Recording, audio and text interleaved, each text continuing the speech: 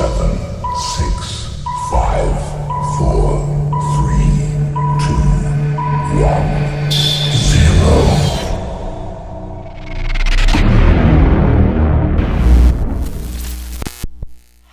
This show is brought to you by The Makery, the podcast network for makers.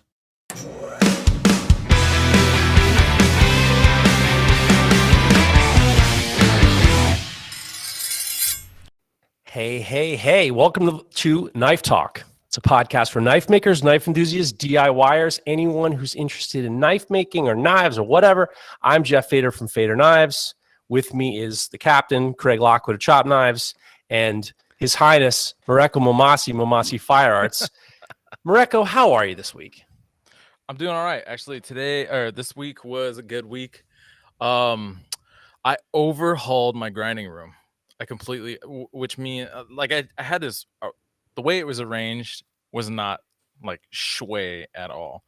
I had like feng shui. Okay, gotcha. Yeah.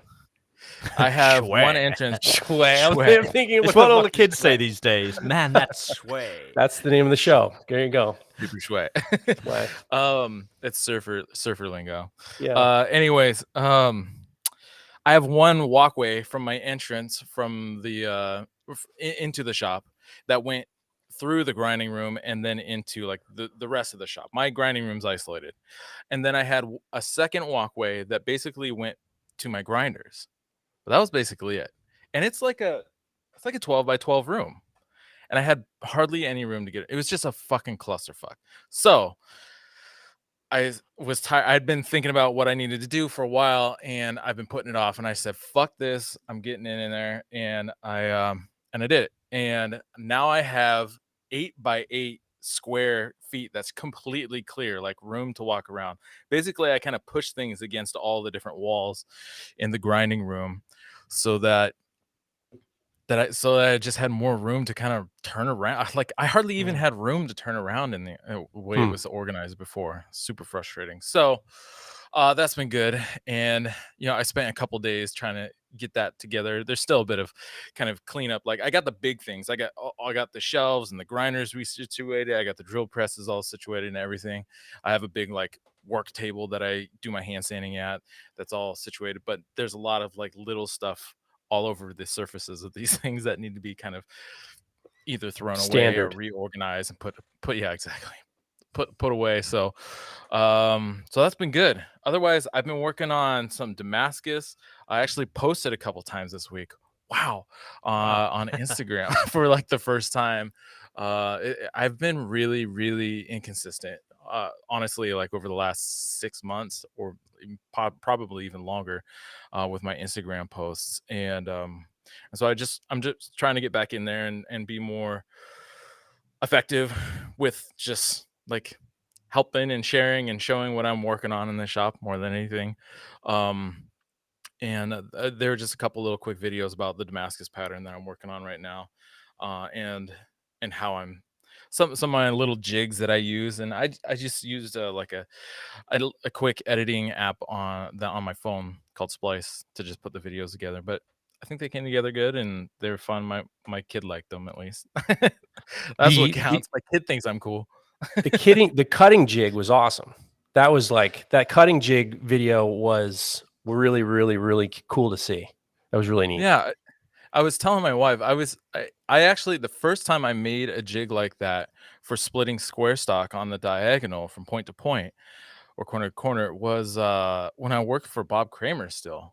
And I don't know what possessed me to put it in the video, but I was like, oh, I'll just throw that in there, like quick little clip showing this thing.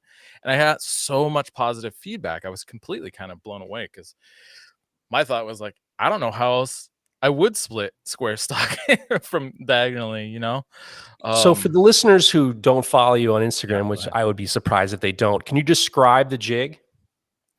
Yeah, so the jig is a 1/2 inch thick plate that's like 3 inches by 3 inches, and it's got a couple, I think it's 1.5 inch or 1.25 inch pieces of angle iron. And they're both also like 2.5, 3 inches long. And basically they come together like a couple mountains, like on I don't know, legs down. So an angle, legs the legs down, Yes. and then the angle's facing up. Right. Yeah, so it's got like a cradle basically that helps support the square stock as I push it through, so I can split it from corner to corner. I know I just did my things with my hands to make it look like a cradle. Fine, we Nobody explained listening it. can We actually explained see it. YMCA. and so those are elements for that square stock that I split is part of a very complicated pattern that I've been trying to figure out and put together honestly for a couple years. Um, and it's actually funny. Last Easter, we gave my son a basket that had these like weird geometrical shapes on them. And it can literally like there was a unlock in realization in my brain. I was like, holy shit, I think I can use this to figure out that pattern that I've been trying to figure out forever. And it worked perfectly. Or so far it's going good. So I just got actually just like 5-10 minutes ago, I got finished forging that billet down to like 3/4 inch square stock. Now I got to split that up, forge it back together, and then I will tile from there to then forge a blade out of it. So that's basically, I've just been forging and cleaning up my grinding room a bit. What I liked about that jig was that you'd cut a relief in between the angles so you could actually use the jig as a slide. So the jig slides on the tabletop and then there's a relief cut. So there's a relief cut so you can actually get the saw to cut in between on the diagonal and hold it in place. It was really it was a really neat. And then I would imagine you put like a straight edge or something, some kind of guide to make sure that you're not kind of like skeetering over to the side. Yeah, I mean, because the two angle iron coming together create a nice cradle for the square stock to sit in. As long as like the table that I'm resting the jig on is good and flat and perpendicular to the saw blade, it should cut really nice and straight. And all I did was I just kind of darkened out that corner, and then I went and rubbed it on a piece of sandpaper and that I have stuck to some marble, and it just took the slightest little bit off that corner, so that brightened up the corner while the material on either side was dark, and that gave me my guide for following it. And yeah, I keep it. I don't affix it to the table because the blade does drift and go all over the place. Right. So it allows me to kind of steer it. So yeah, very cool. Nice. That must have been some good sandpaper you use in Morocco. The best sandpaper. It's Zendasa sandpaper. More on that later.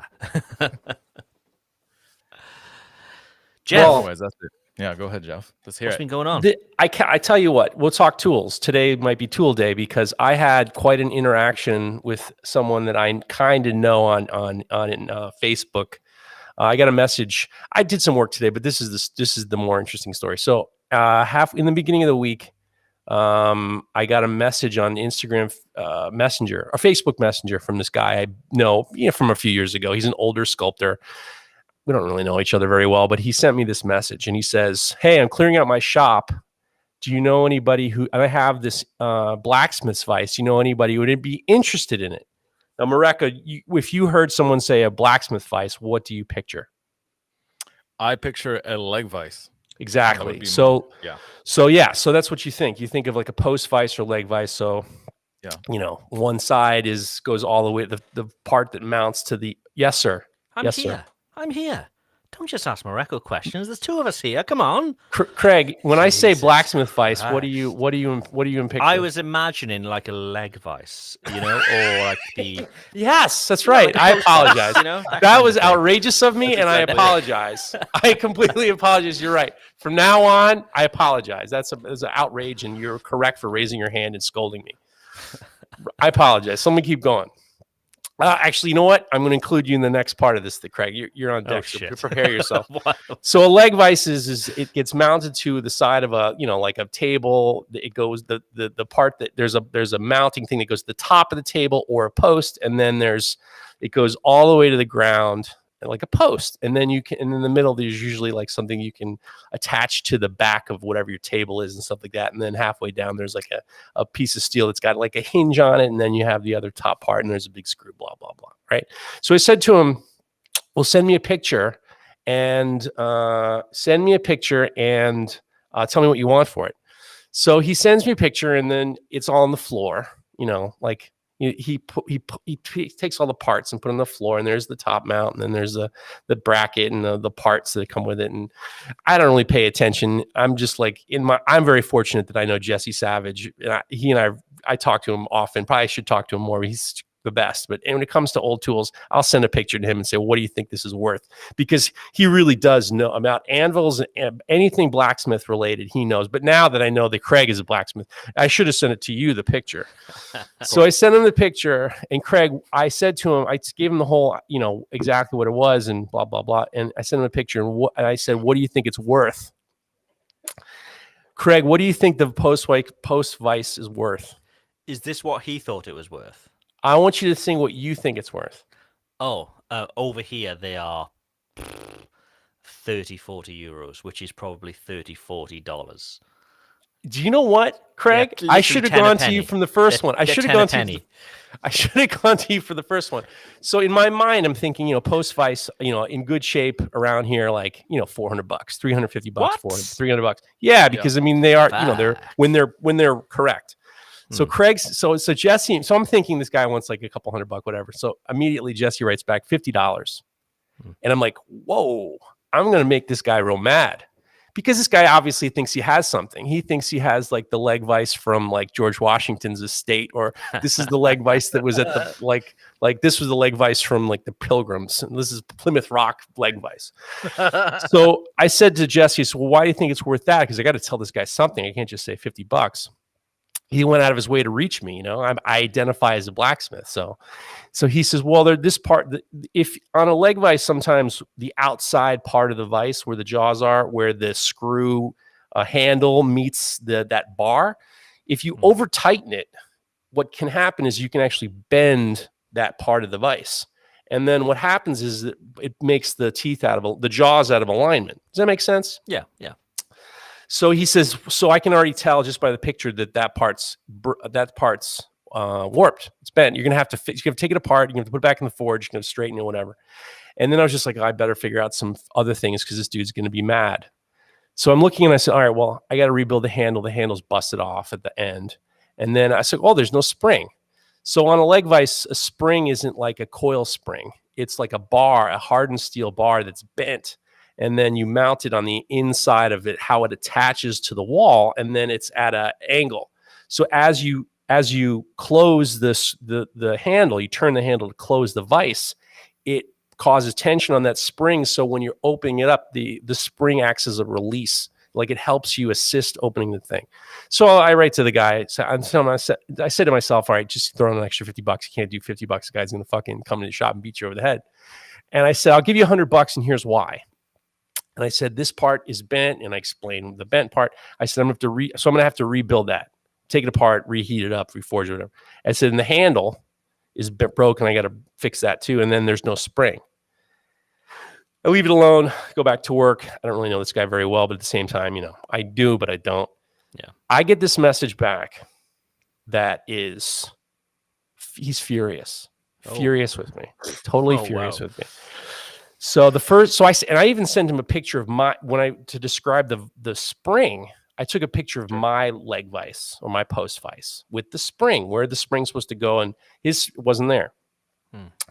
First thing he says is, the picture you sent was a different model than mine.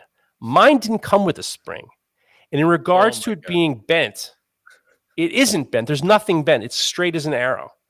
When I look at what these are worth, they're worth over $350.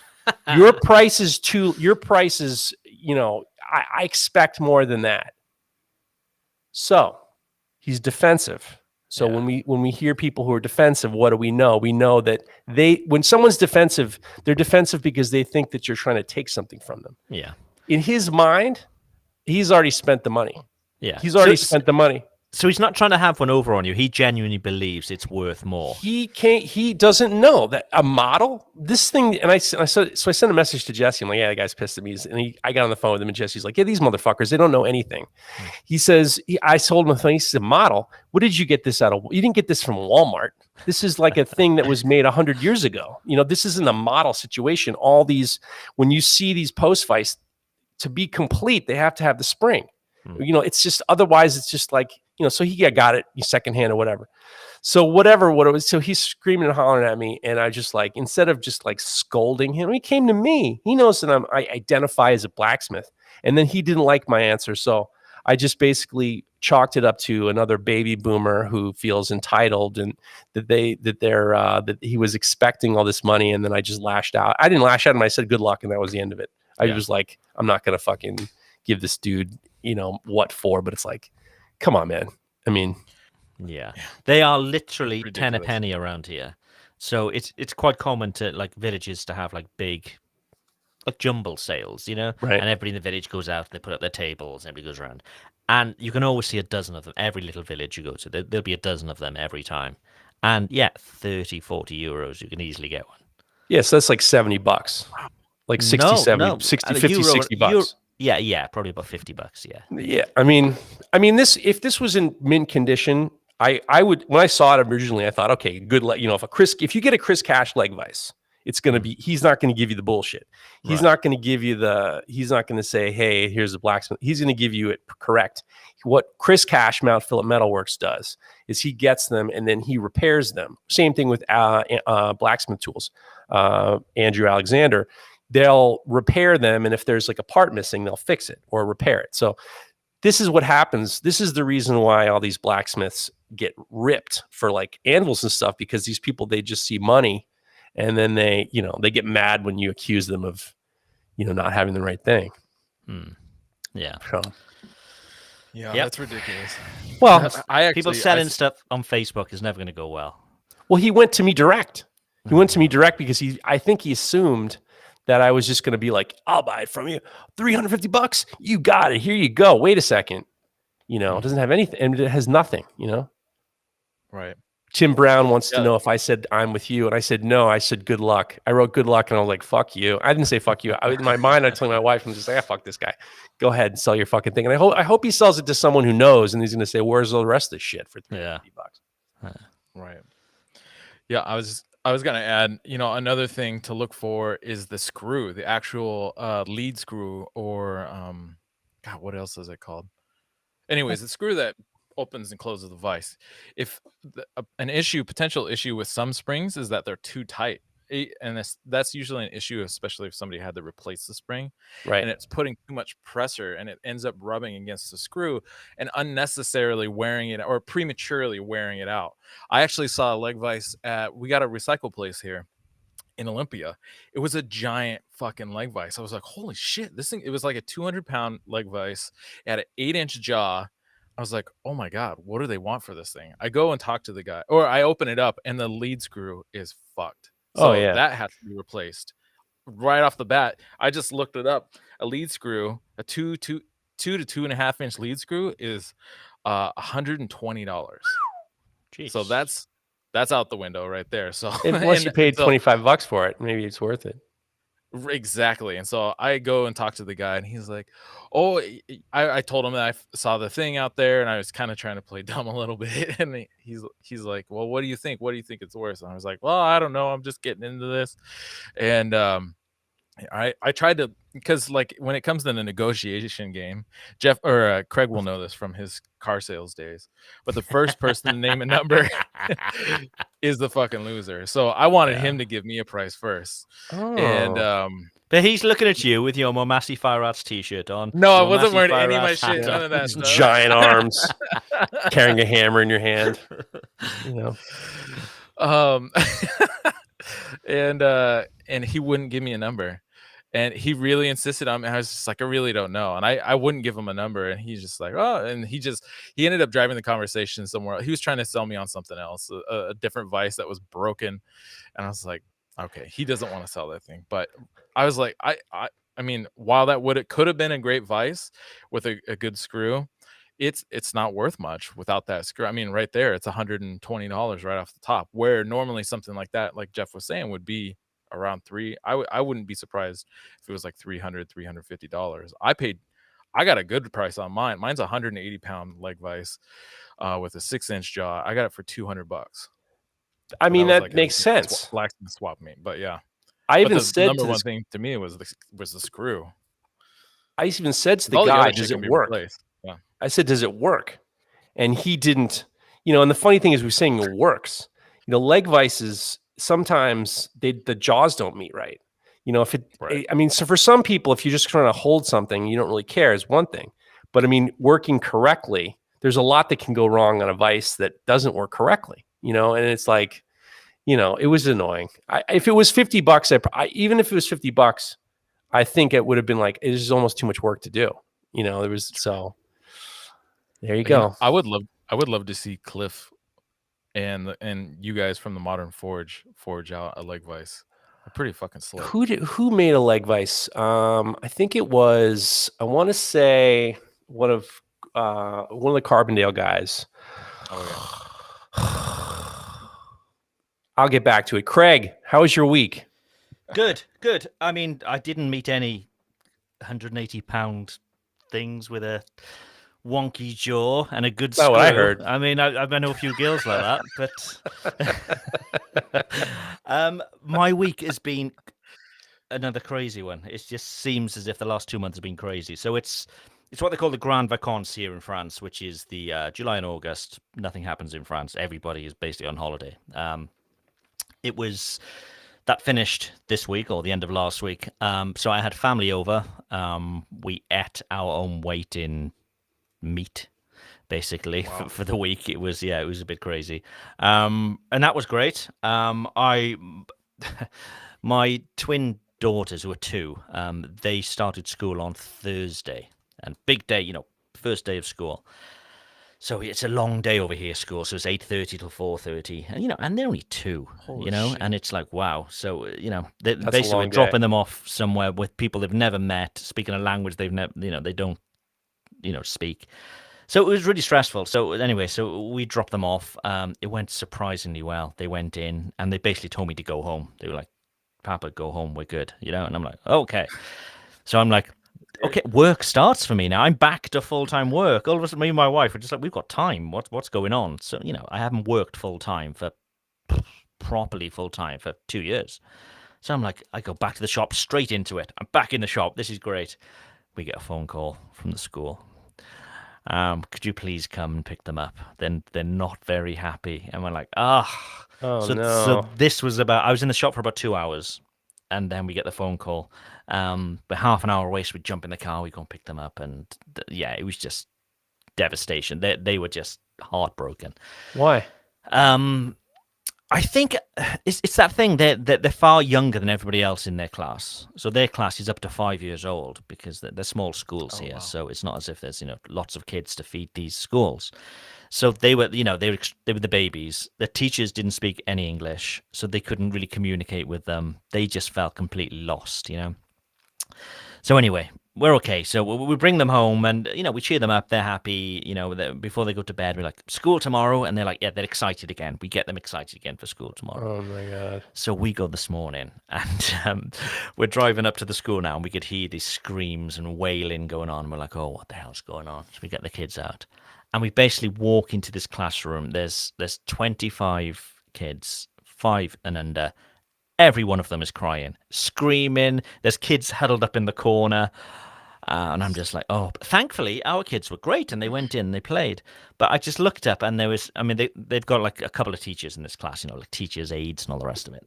I looked up and one of the teachers just put on loud music and just started dancing in the middle of all these crying kids. It's like, what else could she do? She can't console every kid. So she's just trying to distract them. And it was just like, oh, yeah. But it went well. It went well. We only put them into lunchtime today. We thought we can't leave them all day again, and they were fine. They were good. So this week I've had a grand total of 4 hours in the shop. Whoa, 4 hours. And it's amazing what can go wrong in 4 hours. Let me tell you. So first off, I've had a number of messages from people about the folding knives, which I'd promised would be launched today in email campaigns that I've sent out and so on. That's not happening. I've got an issue with a payment provider and it's going to take a while to sort out, a couple of days at least. So I'm going to put that off till next Friday. So next Friday I'm going to launch it on the show, the folders. The first 20 are going to be numbered as well. So the first 20 people get in, they're going to get a nice numbered version of it. But I've had another issue, which I thought could be a nice talking point of this week as well. So whenever I design a knife, everything that I do starts sort of on screen. So all my designs, from the screen, I design them. I will then like 3D print like a prototype of it, and I'll work with that for a while. Particularly with these folder knives, I did that because there's lots of moving parts. So till I dial everything exactly in as I want it, so the feel is right and everything is right. But there's always a bunch of constraints every time. And this brings me on to my packaging.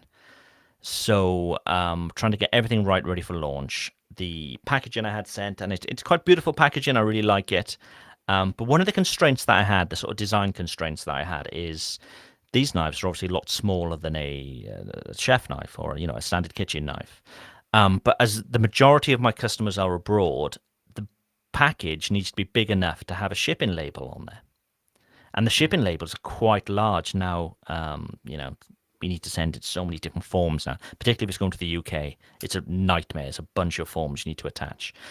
So the packaging, one of the constraints I had with the design of the packaging, it needed to be big enough for the packaging, for the shipping label to attach without any folds, because there's, they have QR codes and all sorts of things now to stick on them. So that was one of my constraints. Another constraint that I had was I'm 3D printing these inserts to hold the knife in place in each box as well.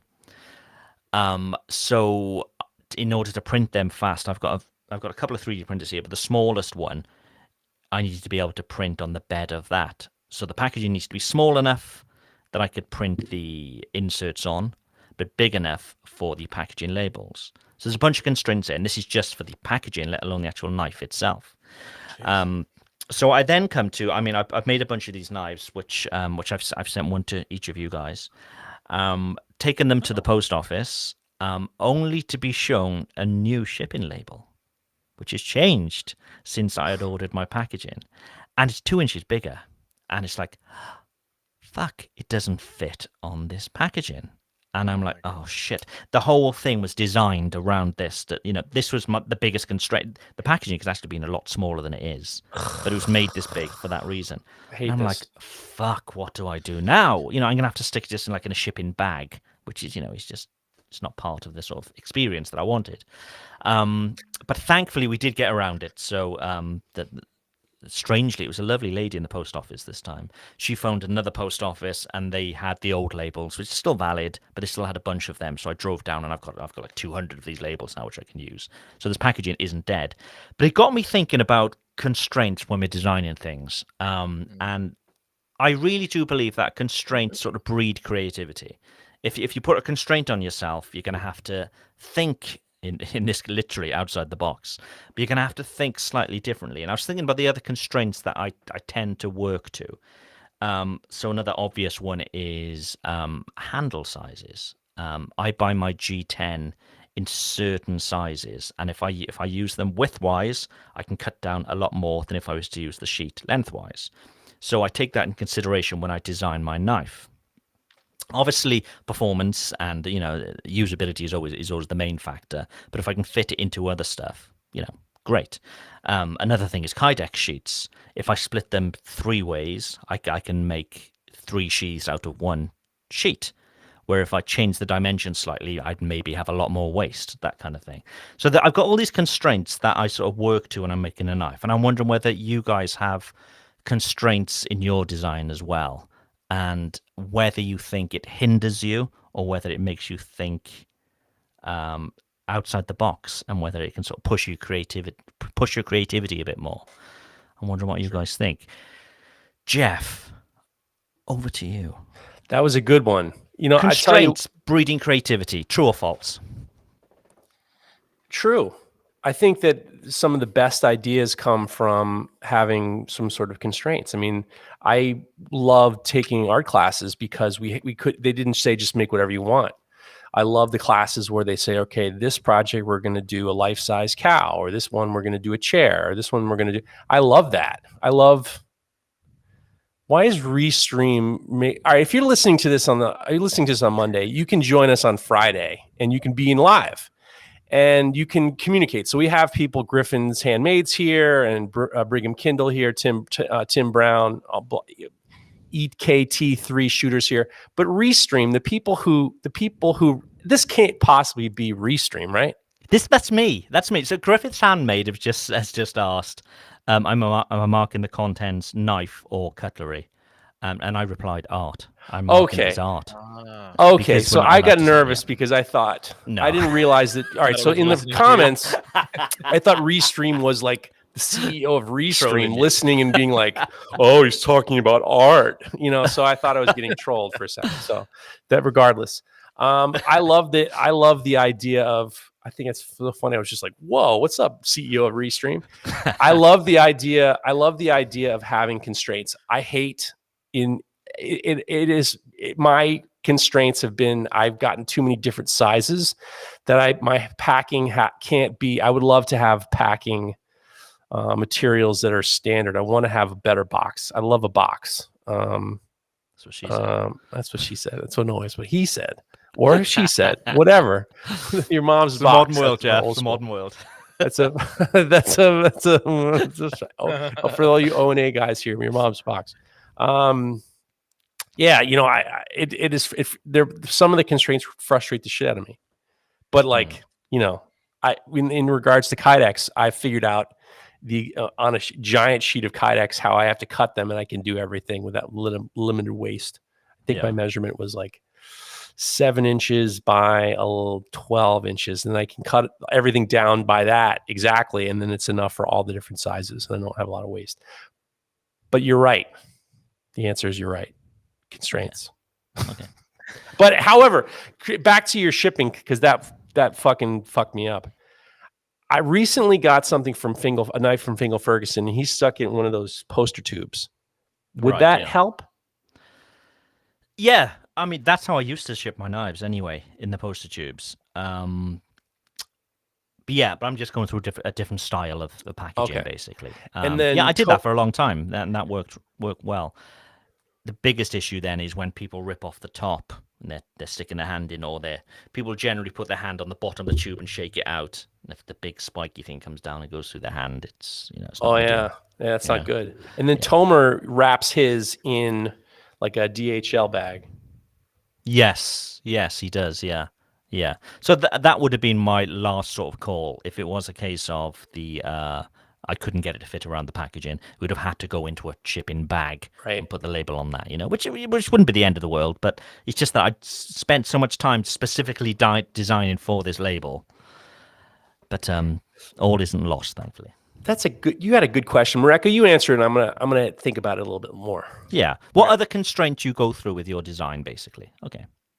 Yeah. So constraints wise, I think the biggest constraints I struggle with or kind of design and work around are honestly when I'm designing and making my patterns, and I'm limited by my tooling of what I can actually do. And because I'm forging under a press, that also affects the way the pattern flows. And so I am kind of planning out how I'm going to forge things and what kind of activity I'm going to try to impart, because I know that because I'm forging under a press, it's going to do certain things, versus if I was forging either by hand or forging especially under a power hammer, it moves the material differently. And then also what kind of drawing dies. I have been tooling up on in the last 6 months. I made drawing dies, and I got these squaring dies now, and those have really helped. But there are still for a long time, there were a lot of limitations where I just basically had flat forging dies that I was using to make my Damascus, and really not much else. I had stop blocks, that's it. And so I wanted to kind of step outside the box and create new patterns, but I'm also restricted, like I said, by my tooling. So it's just been kind of looking at the box that you're kind of stuck in and figuring out how to make it work. But I do think it has. Sorry, what was that? I was just wondering, do you think that's made you a better maker because you've had to sort of deal with those constraints and you had to think of creative ways around it, and it's made you, as a better maker? Yeah, I don't know if it's necessarily made me a better maker. I know it's made me a much more experienced maker, because a lot of like I said, the weight forging under press versus forging under hammer and otherwise, it moves the material differently. And there are a lot of things that I did not anticipate when I was making a particular pattern. And then I was stuck with material that I didn't know what to do with because it didn't move and do what I wanted it to do. And it was and that's, I guess maybe that's another constraint I have, especially when I was making from a starting billet of like 12 pounds of steel. You have all this steel that you basically have fucked up. And now you're like, well, okay, how do I fix this so it looks interesting and I can actually make something out of it? And so then working within just the constraints of making mistakes and then trying to turn them back into something meaningful and interesting. But yeah, I think there have been a lot of lessons learned and a lot more experience. Again, I don't know if it necessarily makes me a better maker, but I think through those experiences, I understand. I have a much deeper understanding of how the material moves, which has helped, which has lent to my ability to design and create patterns that people haven't seen before. Yeah, that makes a lot of sense. Yeah. I have one more thing the constraint that I regret that I had for quite a while was I was buying steel in a certain size. When I was doing stock removal knives, I was having a hard time finding specific thickness and length, the width of steel. And I was constantly just buying 2-inch by 1/8 or 2-inch by 3/32 or 2-inch by 16th. And I realized that in the beginning, I was designing things based on the steel that I had. And then I realized that I found a place I could buy steel in different sizes. And then that allowed me to be able to do other things without, and it frustrated the shit out of me that it took me so long to realize, well, you can do different things, dummy. You just have to find you have to buy steel in different sizes. Yeah, you literally had physical constraints of the dimension. Physical constraints based on, there was a lot of, hair pulling, and it was dumb. And it took me a long time to realize that I'm making my own constraints, know. Yeah. But I mean, we've all got that one constraint, which is obviously cost anyway, because, none of us have unlimited pots to buy the right tools and equipment that we need. But we can save you money. So if that's a constraint of yours when it comes to heat treating. Knife Talk is sponsored by Even Heat, the manufacturers of the finest heat treat ovens available. To find your next oven, go to evenheat-kiln.com. So hopefully that's a constraint that we can get out of. We can all get ourselves a good heat treat oven. And if you go to knifetalk.net/heat, or look in the description. There's going to be a link in the description too. That'll take you to Soul Ceramics, who are a distributor of Even Heat, and it'll apply a discount automatically for you of $75 and free shipping in the US.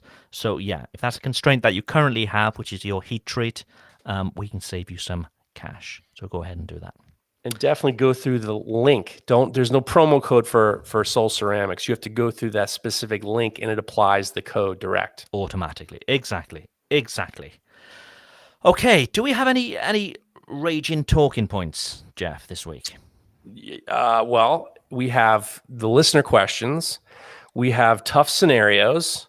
We have listener feedback. We have a lot of listener feedback. So should we keep the listener feedback for the after show? As it's more sort of show related, maybe? I mean, it's not. None of it's hilarious. If you're hoping for like some, put on your seatbelts because this one's going to be a good one. I mean, none of them are like, oh, I can't wait to read this one. I'm going to get my Kleenex ready to wipe my tears. I mean, they're fine. Whatever you want to do. I'm glad you said tears.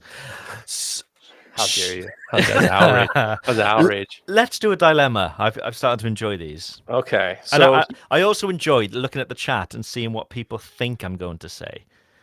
People seem to think I'm a tough bastard. I'm really not. Listen to people listening to this podcast. This tough scenarios answered honestly or phony. Craig is the grand champion because he is answering the way I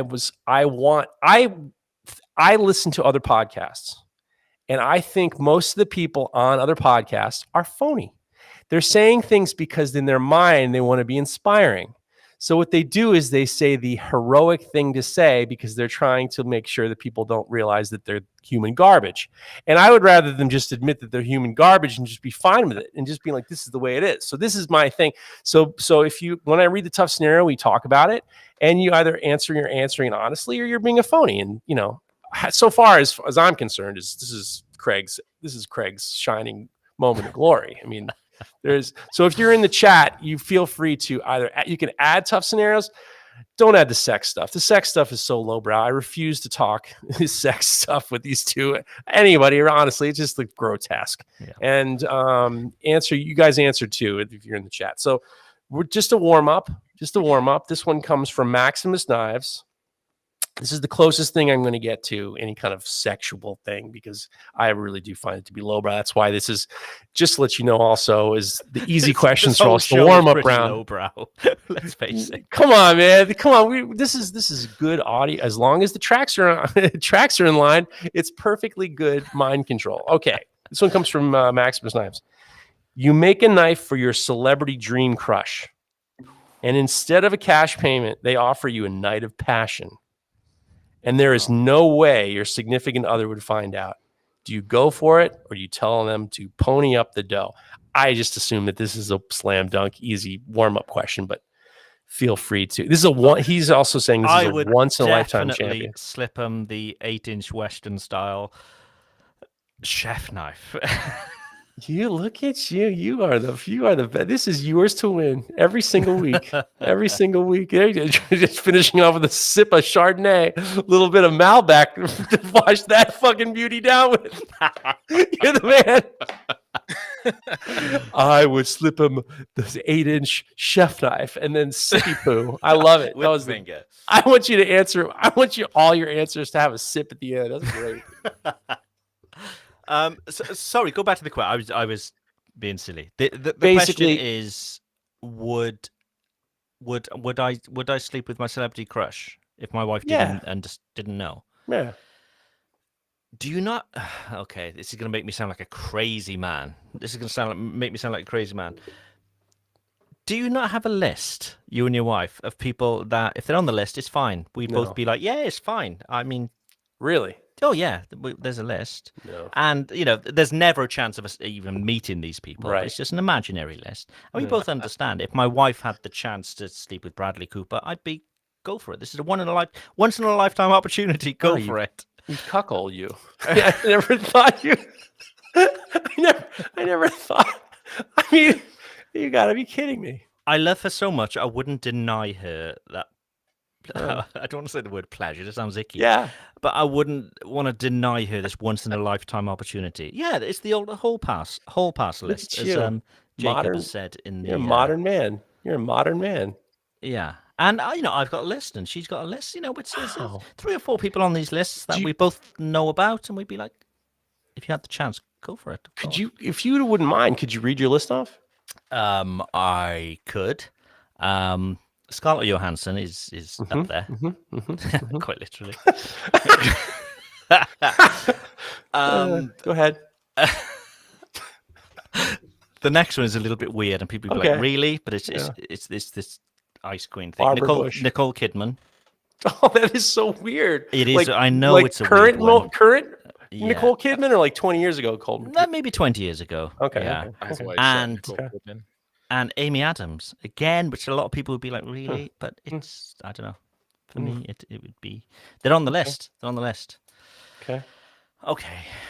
Mareko, you've been quite quiet. Mareko's thinking, is my wife going to hear this show? You never know. She bite. Yeah, I think my wife and I actually we share a few celebrity crushes, so maybe I would talk to my wife about it and say, hey, what do you think about this? Maybe we can make it happen.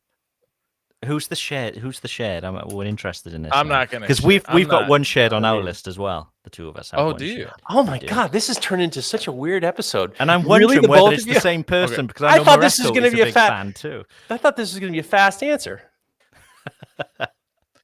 I'll give you one. Olivia Wilde is one. Okay. Yes. Okay. Didn't she divorce Ted Lasso and is now with bloody Harry Styles? That's a weird. I don't know. That's a weird. Welcome to Knife Talk. That A has nothing to podcast do for with the knife cuckolds situation. and soft swingers. Brilliant. Brilliant. Jesus Christ. Griffith's Yeah. handmade. He knows the score. He knows the score. All right. The answer for me is no, because I have in my family, infidelity was a giant problem in marriages. And it has been, my sisters and I are in like, we're like those animals that like mate once and then they're like mates for life. We're all scarred from the behavior of certain family members and the thought of hurting someone mentally is way worse than hurting them physically. So there's no. Without putting you on the couch and Go ahead. Sort of. Go ahead. You can put me on the couch. Okay. That's what she said.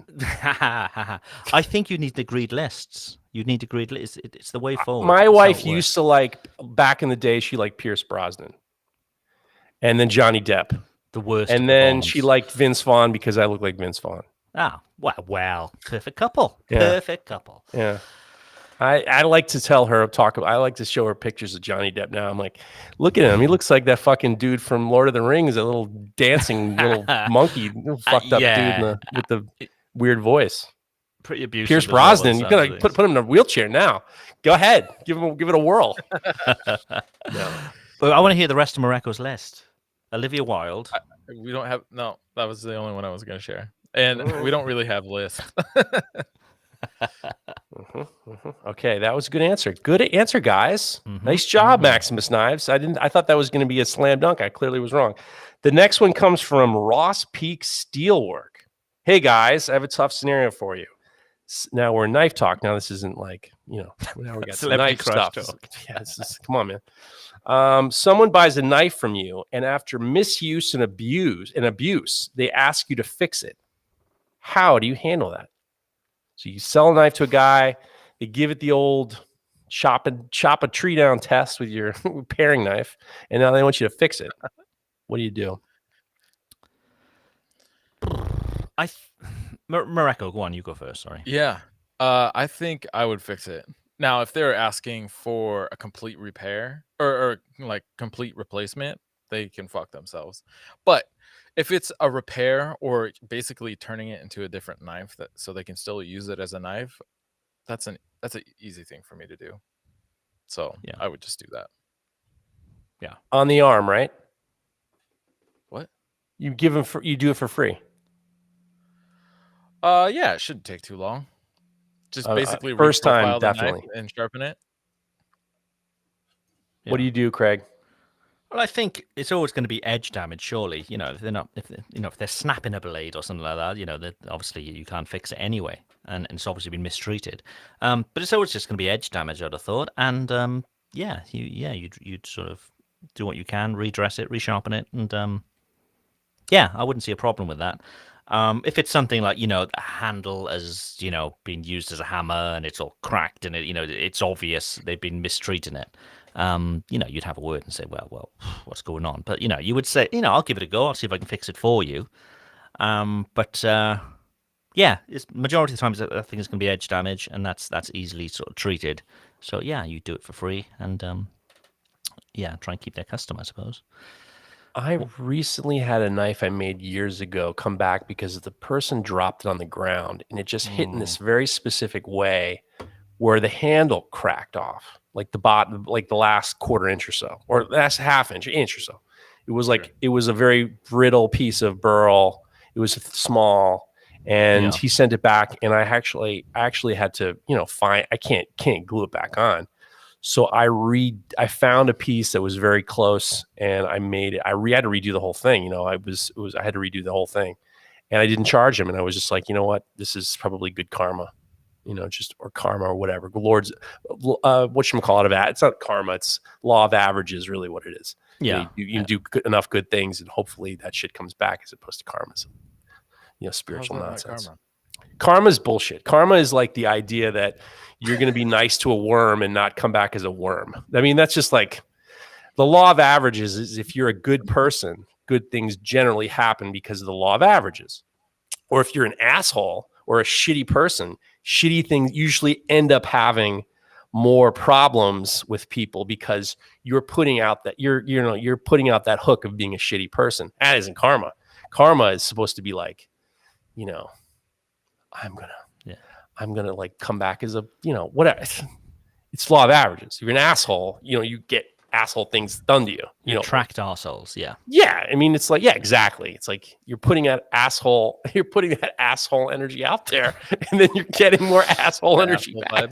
Shitty chakras. Yeah. That's right. You're getting shitty chakras, right? Okay. The next two questions come from the Stark family, believe it or not. Get two from the Stark family. And I'm going to read the first one. I'm going to tell you why the second one's from the Stark family, too. Okay. This is from Ben and Mrs. Stark.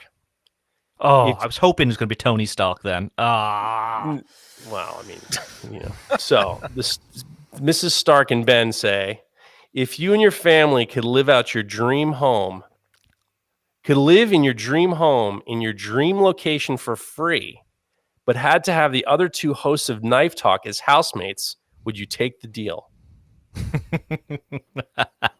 And I might have written back, like, is that the best you got?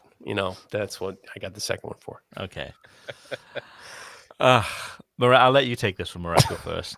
Yeah, I'll start. I need to think about this. If it's a dream home or dream, I would expand it to be like a dream estate. Then 50 acres wouldn't be bad to put a couple houses on, and we can all share the property, right? Nice. Yeah. It's a dream home.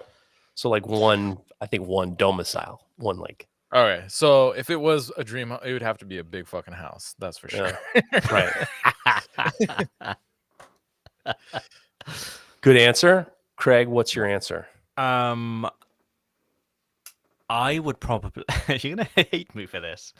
But I'm going to say no, simply because it's not you guys. It's not you, it's me. Right? You're still the champion of this fucking bit. I never thought in my life. The dream house would never have two other guys who were, pissing on the toilet seat and farting around the place. That's not the dream. All of a sudden, it's not the dream house anymore.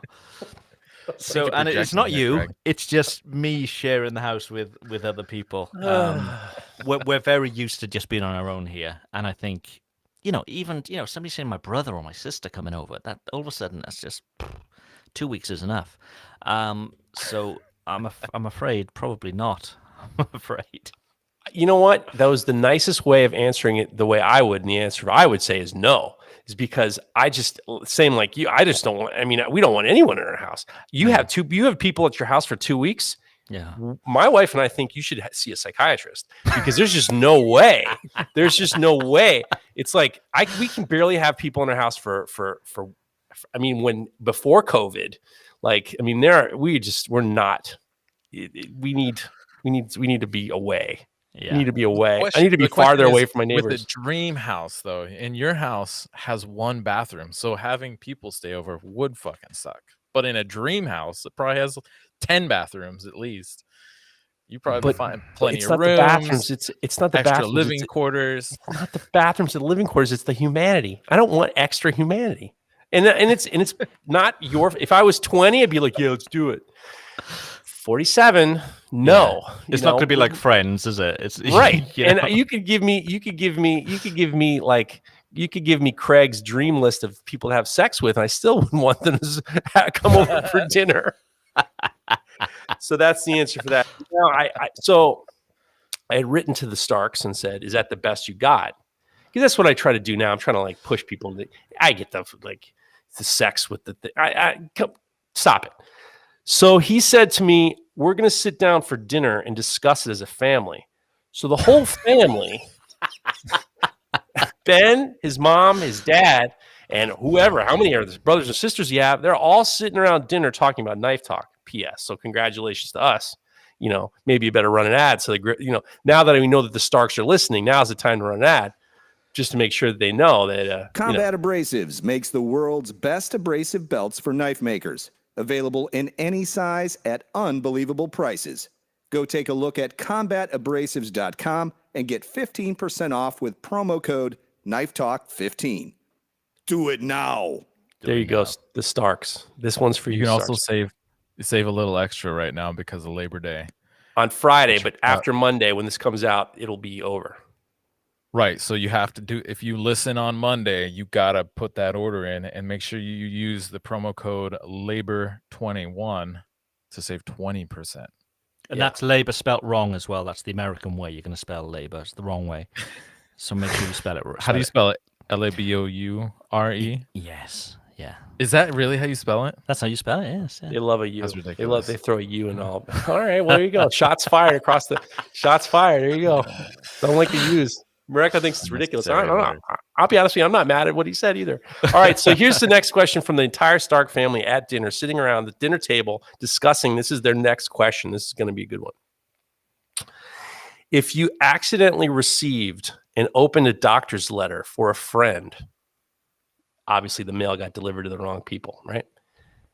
And saw that they only had a few months to live, nothing you could tell them would improve their life expectancy. Would you tell them their diagnosis or let them live their last few months without having that hanging over their head? This is what the Stark family sits around and talks about at the dinner table. You all should be ashamed of yourselves. Seriously. Why wouldn't you tell them? Yeah, you've got to, haven't you? Yeah.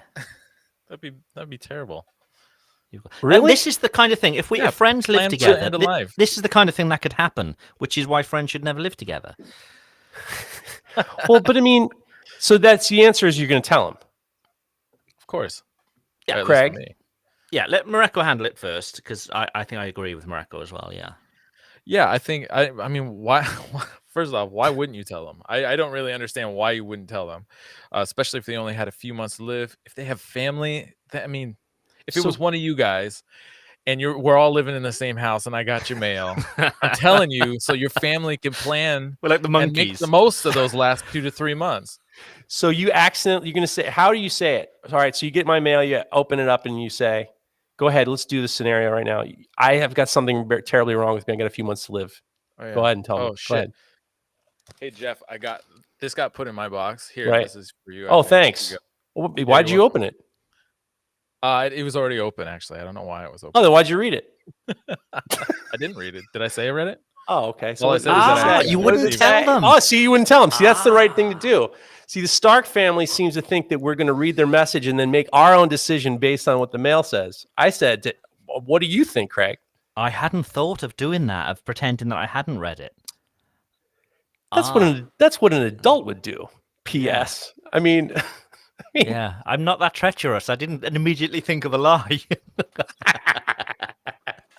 Oh, geez, yeah. Now you've said it. That's the thing to do. But no, I'd have to tell them, and I'd say, hey, go ahead. All right. So you got my mail. I got something wrong with me, Craig. I need a drink for this one. I'm sweating. Craig, go ahead. This is a scenario. Tell me you got my mail. Something's wrong with me. Tell me. Hey, Craig, what's going on? Something seems to be bothering you right now. What's going on? I'd say, hey, you know that you went to the doctors recently. Well, how would you know? I talked about it on the podcast. We're friends. We live together. We talk about shit like this. I told you to go because I smelled that awful smell in the bathroom. Hey, I told you to go. Come on, this is the dream house. There's no smells in the dream house. Smells go away in the dream house. Come on, man. Anyway, a letter has come, and I thought it was for me. I opened it, and unfortunately, it's not. Oh, okay, can I have it? Yeah, I've got something to tell you. Are you sitting comfortably? I mean, what are you going to tell me? I doubt you're sitting comfortably, considering what's wrong with you. But I'd say coming closer. Okay. Tell me. I'm all ears. I'm all ears. Go ahead.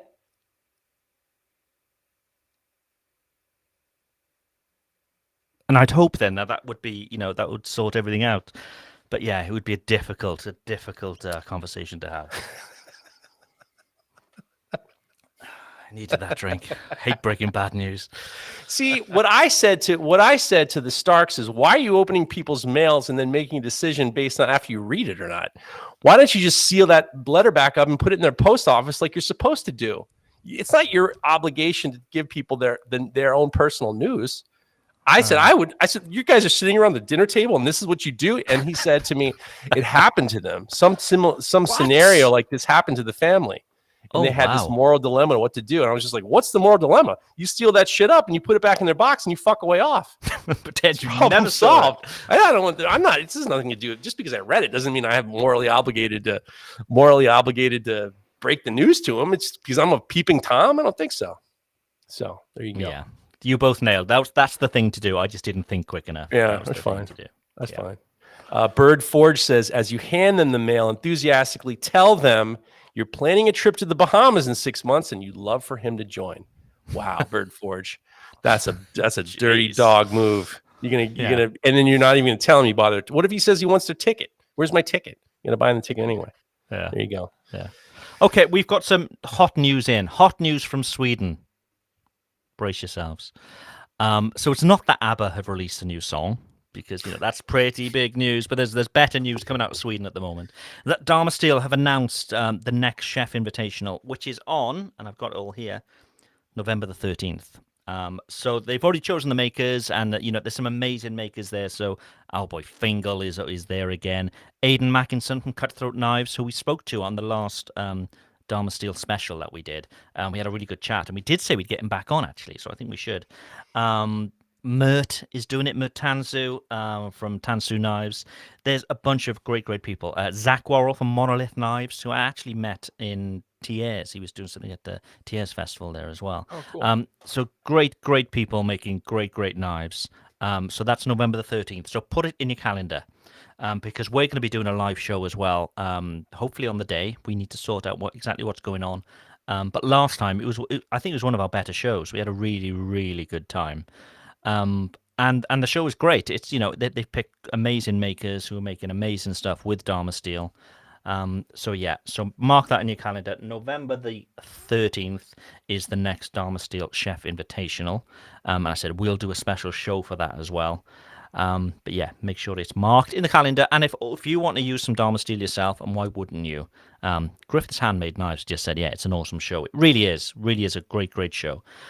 If you want to use Damasteel yourself to make a knife, just like these amazing makers are doing, you can head over to Damasteel, register, and if you use Knife Talk 10, you'll get 10% off your order too.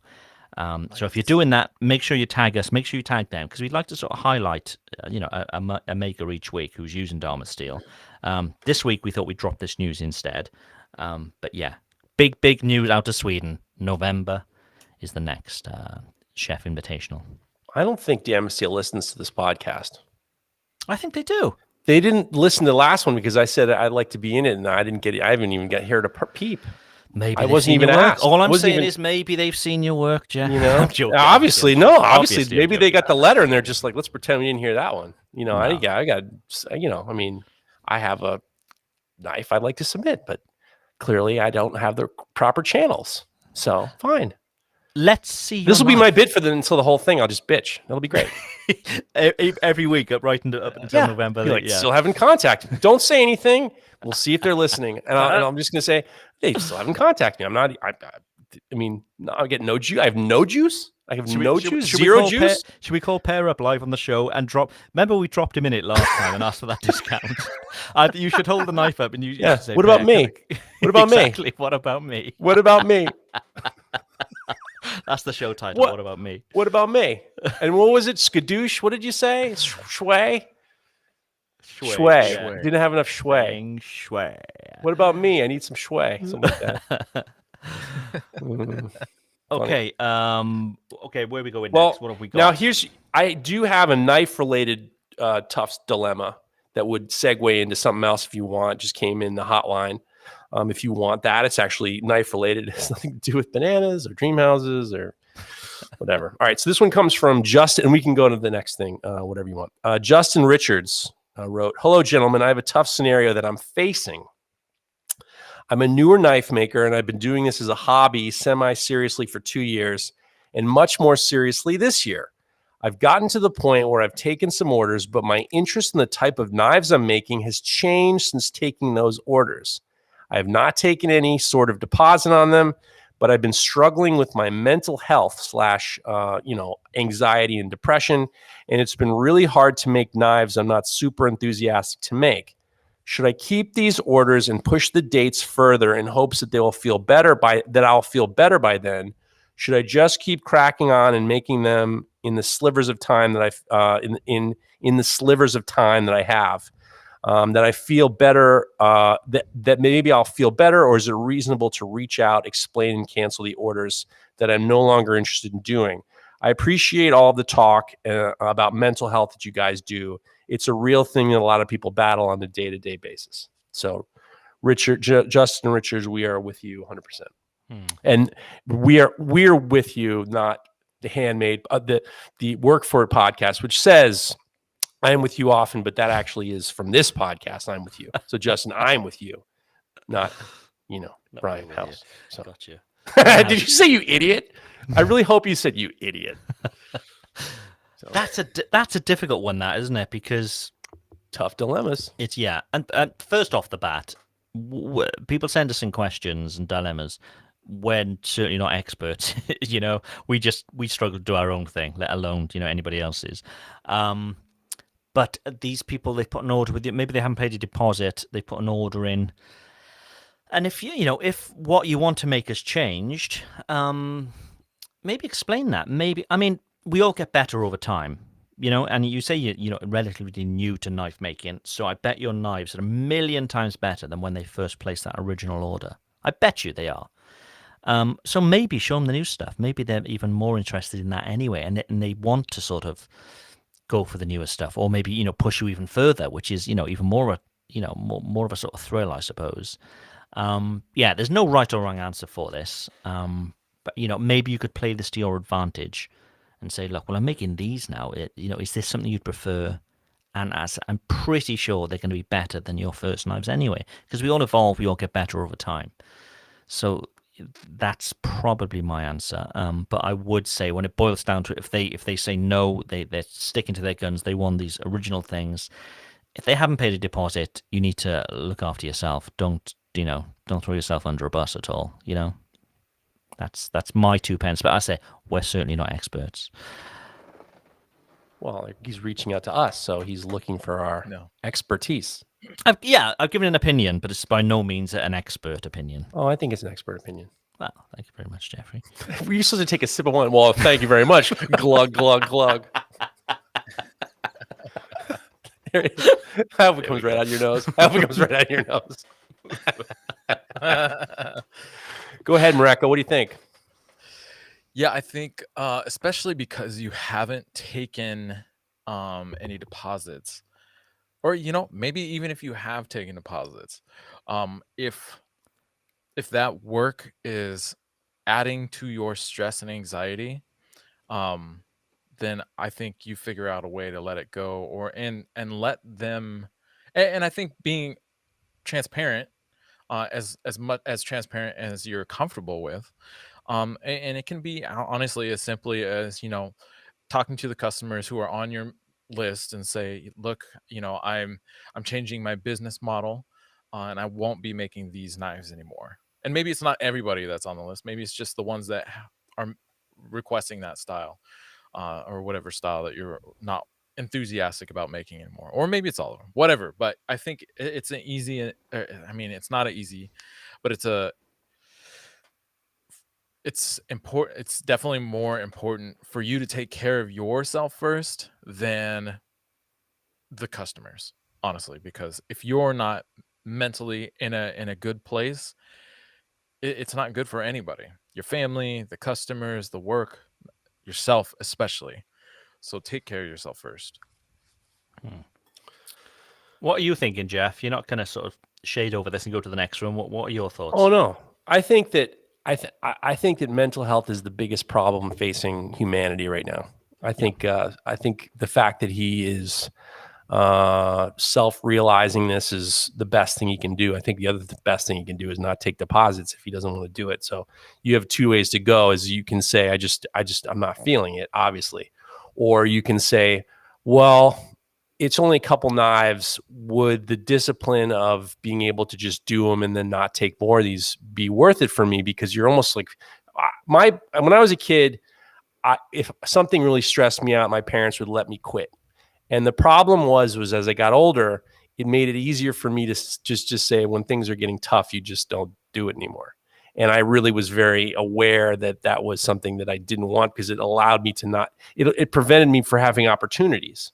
So I found myself trying to face the issues that I was dealing with in a very positive manner, and just saying, I'm going to get these done, and then they're going to be done, and then I don't have to do it again. I like the fact that he's not overcommitting himself, but he feels this sense of, he doesn't want to let these people down. Yeah. You didn't take money. You can say, listen, I'm just not into it. You could do that. Or you could just say, let me knock these things out, and then I'll get past it and I'll go on to something else. You might feel that because there's no true pressure except for, meeting their expectations. You might end up seeing it as like a way to overcome this feeling of anxiety. I think that anxiety is a real thing. There are days where I'm like, I can be crippled. And it's one of those days where my wife knows, when I'm on the phone with her, she knows immediately something's wrong. And it's one of the reasons why I have to be very, very disciplined about my days, because if I just kind of am willy-nilly about everything, I can just, I can slink off into not doing what I'm supposed to be doing. And then I can go into that kind of anxiety and depression. I tend to feel that, I said, you have 2 ways to go. You can just say, I don't want to do it. Or you can say, you know what, let me just knock these things out. And then you might feel like you conquered something that you didn't have before. There's not really, the best part is there's no pressure, because you didn't get money. You don't have to return the money. And it might be good for you to go past something that you don't want to do. The problem with this business is that there've been a lot of guys that we respect who tell you, if you don't like doing it, don't do it. I don't think that's the way to, I think that's like a Peter Pan thing. I think there's a lot of these like Peter Pan type characters where let's be children for the rest of our lives, and then let's just be paid to be children. And sometimes I was talking to Tony, and we were talking about the idea that, creativity isn't a business plan. And that there's this mindset that you have to enjoy it, otherwise don't do it. I don't know if that's completely reasonable or realistic. So I disagree, really. If you can do what you really enjoy doing and make a living from it, and make people happy with what you produce, that's got to be better than doing something that you don't enjoy doing, surely. Yeah, but every day doesn't have to be the greatest. No, and it never is. We're not living in a movie. Everybody's going to have bad days and whatever. But if he's in the best spot because he hasn't overcommitted by taking money and has to return it, you can say no. You can say no. He can. That's, of course. But at the same time, it's like, maybe it's good. Griffith's handmade. Griff says, some people can't overcome it. My brother-in-law was on days, quote, physically unable to get out of bed. Of course, that's an extreme. Yeah. I mean, mental health is the biggest problem in this world. Biggest. And I think particularly over the last 2 years, we're starting to, that's come into light a lot more. A lot of people spending more time in their own sort of head, I suppose. And it's, we're seeing it sort of come to fruition a lot more. And you're right, it's a damn serious thing. I have another tough scenario that just came in through the wire. It's knife related. Oh, should we keep going? Which is always good for the show. I mean, listen, this is a long running show. It has to, people need their time occupied. They need, sometimes you need to fool around. All right. This one comes from John Marston. Here's a tough scenario. If you could choose just one knife that you would carry with you every day from now to the end of your days, what would it be? Also, being a knife maker, would you fashion it yourself or have you already? If not, why? So you got one knife.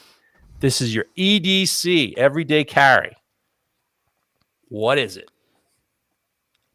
Ooh, this is going to sound like a sales pitch for me here. Go ahead. But it's definitely. I don't have one with me. I've got a box of one. Show me the box. I mean, it's good on a podcast to show us what it is, and on a podcast, it sounds awesome. This is a video podcast, but it's it's my folding knife. But I'm not just saying that just because it's my latest knife that I'll be releasing soon, but it's got a huge sort of sentimental value to me, and I think a lot of us put a sentimental value on knives, and it's not always. I don't think it's always relevant. It's something that we carry, especially in EDC. You're going to be carrying it with you all the time, and you're going to create some sort of bond with it, But this specific knife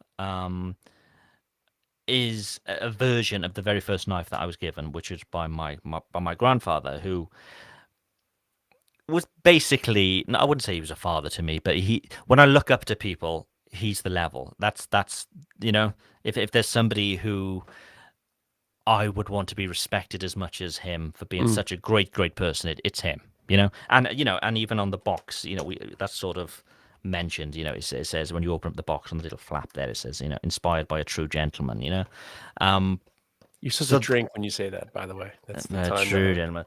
But this holds a massive emotional value to me, and it's the only knife that I'd have in my pocket that I've made, because it's the only folding knife that I've made after many sort of iterations. But for me, it's this knife. So sorry, it sounded like a sales pitch, and I know it shouldn't be on the show, but because I'll get kicked off.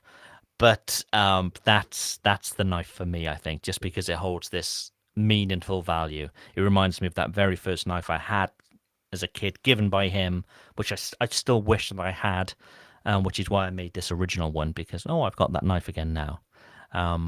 So yeah, that's, before we get too emotional, that's me.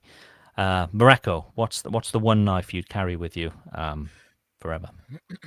Yeah, I'd probably, if I was gonna pick one knife, it would probably be like a 5 or 6 inch kind of utility knife, and not a kitchen utility knife, but like an outdoor kind of heavier or harder use utility knife. It's just you don't need something super huge to get stuff done. If if you're out in the woods or even in the kitchen, and so yeah, it's pretty general, all around kind of, like I said, 5 to 6 inch utility knife, and I would make it myself. Yeah. And if I had to carry it, then I would also make. Sorry, I spilled water. I would. I'd probably make a leather sheath for it. Yeah. But yeah. Fuck. Sorry. Cool. Jeff. I was looking for my answer, but I spilled water on some papers. That sounds good. You're gonna hate me for saying this, world, but it would be a Leatherman Wave. The Wave. I love that fucking thing. Wave. That thing is awesome. I love that stupid multi-tool. That's one of my favorite. I love those multi-tools. I would love to make a multi-tool one day. What's specific about the Wave to it? It's very thin. It's very small, and when I was working as a welder, I hated the needle nose pliers I had, and I felt like I needed pliers in my pocket, and I could have it open with the clip on in my pocket, in my back pocket, and I wouldn't have a problem. And I was using it all the time. I love the Leatherman. I was using the Leatherman Wave for a long, long time. I think it's great. I love it, and it's got a saw, so I don't need to chop through shit. I don't need chopping through shit. I got a saw on there and all that stuff. Little scissors to cut your fingernails. I love it. Everything you need. Everything you need. That's Nice. the answer for me. Nice. Okay. Well, we're hour and nearly 20 minutes in. Shall we take some questions that we received this week? Which is what the show used to be, I suppose. But we're evolving, folks. If you've got a question for us, you can contact us. Contact us via DM at Knife Talk Podcast on Instagram. It's that easy.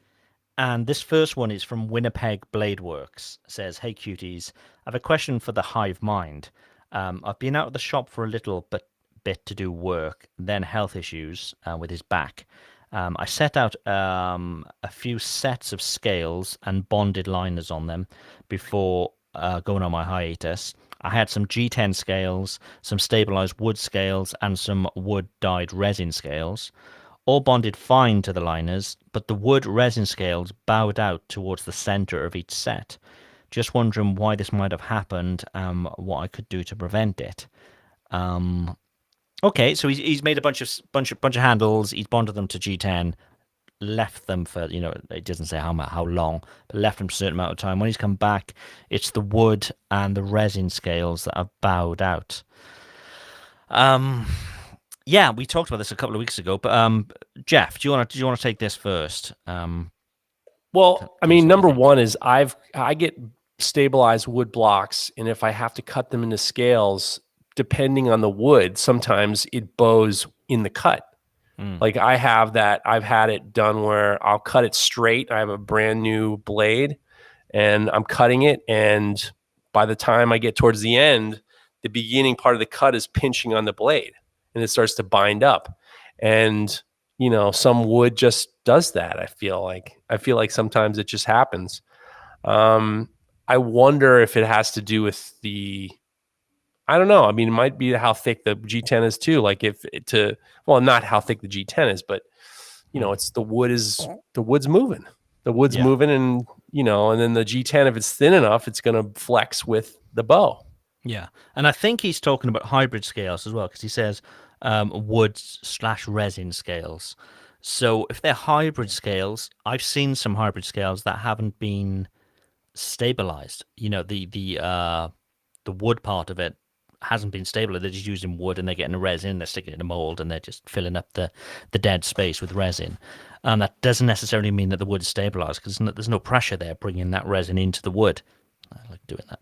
There's no pressure there bringing that resin into the wood, so it's not stabilized wood. So over time, obviously, that's gonna not obviously, but if it's a softer wood, it's going to change with moisture in the air and temperature, that kind of thing. So maybe that was the problem. But I've never really had good luck with those hybrid scales. Where you see part of the resin on half and so on. I've only used them maybe half a dozen times, and each time I've never been 100% happy with it. So, yeah, maybe that wood isn't stabilized. I don't know. I've had stabilized wood that's moved. Yeah. If it's stabilized not too well, yes, without a doubt. What do you think, Brecco? I mean, I haven't really worked a whole lot with bonding wood to liners, I guess. I don't know how I would fix that other than starting over, because honestly, I mean, yeah, like Jeff was saying, like the wood, even if a wood, I mean, I have wood material that's been stabilized by some of the best stabilizers I've ever used, and they still move, just even in the slightest, and that slight little movement will cause them to bow, especially if they're just sitting there. Now, if you're, maybe you're in, or I would guess that the material probably bowed as a result of maybe not being properly seasoned, even before stabilizing, and like Craig said, possibly not even stabilized properly. For it to move that dramatically and cause it to bow. I'm curious, which way do you think it would be bowing? I'll tell you, that's a good answer, because I was going to tell you it bowed in towards the liners. So the absorption came from the outside. So the liners were sealing that side of the wood, and then the liner side was sealed. Right. So the outer side was cupping it towards the liners. Yeah. Francesco Mucci in the chat, who's joined us a few times now, has said that it depends on the cut of the wood. If it's not quarter sawn, it will bow, especially if glued to plastic material. One side will absorb humidity. The glued side, which as Jeff has just said, won't, because it's protected, and that's even if it's stabilized. So yeah, I found that as well. And there's stabilized wood and there's stabilized wood. It depends on the method that you're using for stabilizing and the material that you're stabilizing as well. There's so many sort of variables there. I had a thought that you could sand down the inside cup if it didn't have a liner. If you're just fooling around with the wood and it's cupping, you could sand down the cupped side. And if you were to sand down the cupped side, what kind of sandpaper would you use? Me personally, Go ahead. I would use Rhino Wet by Indasa, of course. Why would I waste my time using inferior products? Of course. Indasa is the way to go. The Rhino Wet stuff is great. It saves you time. And if it saves you time, it saves you money. And we say this every week, but we really try to save you guys money if you're listening. So if you head over to TexasFarrierSupply.com, they stock Rhino Wet by Indasa, as well as a bunch of other stuff for knife makers. And if you use Knife Talk 10, you'll get 10% off the whole order. So yeah, get yourself some Rhino Wet. Look what else they've got. Save yourself some money, and just make life easier on yourself. That's what I say. Francesco Mucci just said that he was getting props from our friend Griff, and he says, "Well, I've been making violins for a fair bit of years." All right, wow. so I mean, Wow. obviously, what is he? Does that mean he's a luthier? A luthier? Luthier make guitar. I'm not sure if they make. Maybe they just make stringed instruments. Maybe, possibly. Francesco, are you a luthier? He's a high level guy. Yeah, definitely. Next question comes from Leonardo Lee, our friend Leonardo Lee. You guys have kids. I have my first one on the way. What sage advice do you guys have that I will end up ignoring? Okay, this is the ultimate one. Go Don't ahead. listen to anybody's advice. That's one bit of advice that we were told, actually. Everybody will have a different experience with their own kids. Every kid is completely different. So, if somebody is giving you advice, that's just, what happened to them and what works for them. Every kid is completely different. So go your own way. You'll learn to sail your own boat. Honestly, you can't treat two different kids the same way. It's not going to work. Give him a hot tip. Give him a hot tip. He said this is his first kid. Give him a fucking hot tip that's going to score him some points. Don't tell him nothing. Give him a hot tip. Okay, don't feel pressured into doing what you think you should do by other people who are giving you advice.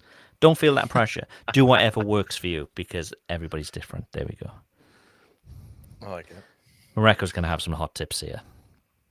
I will say probably, especially in the first year or two, I definitely did not take advantage of like snuggle time, honestly. And now my kid is 5 and he is moving and grooving nonstop.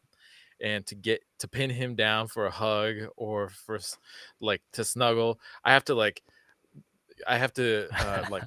be reading him a book or something like that to get some hang time, which is good, but it's very rare nowadays. So I feel like while you got that time, especially when the baby's young, try to get it in as much as you can. It's a pretty incredible feeling to sit there holding this little mini you and marvel at them, and but once they start moving, it's hard to pin them down. But that's what I got. Nice. What have you got, Jeff? I was going to say that the smell of the diapers changes dramatically.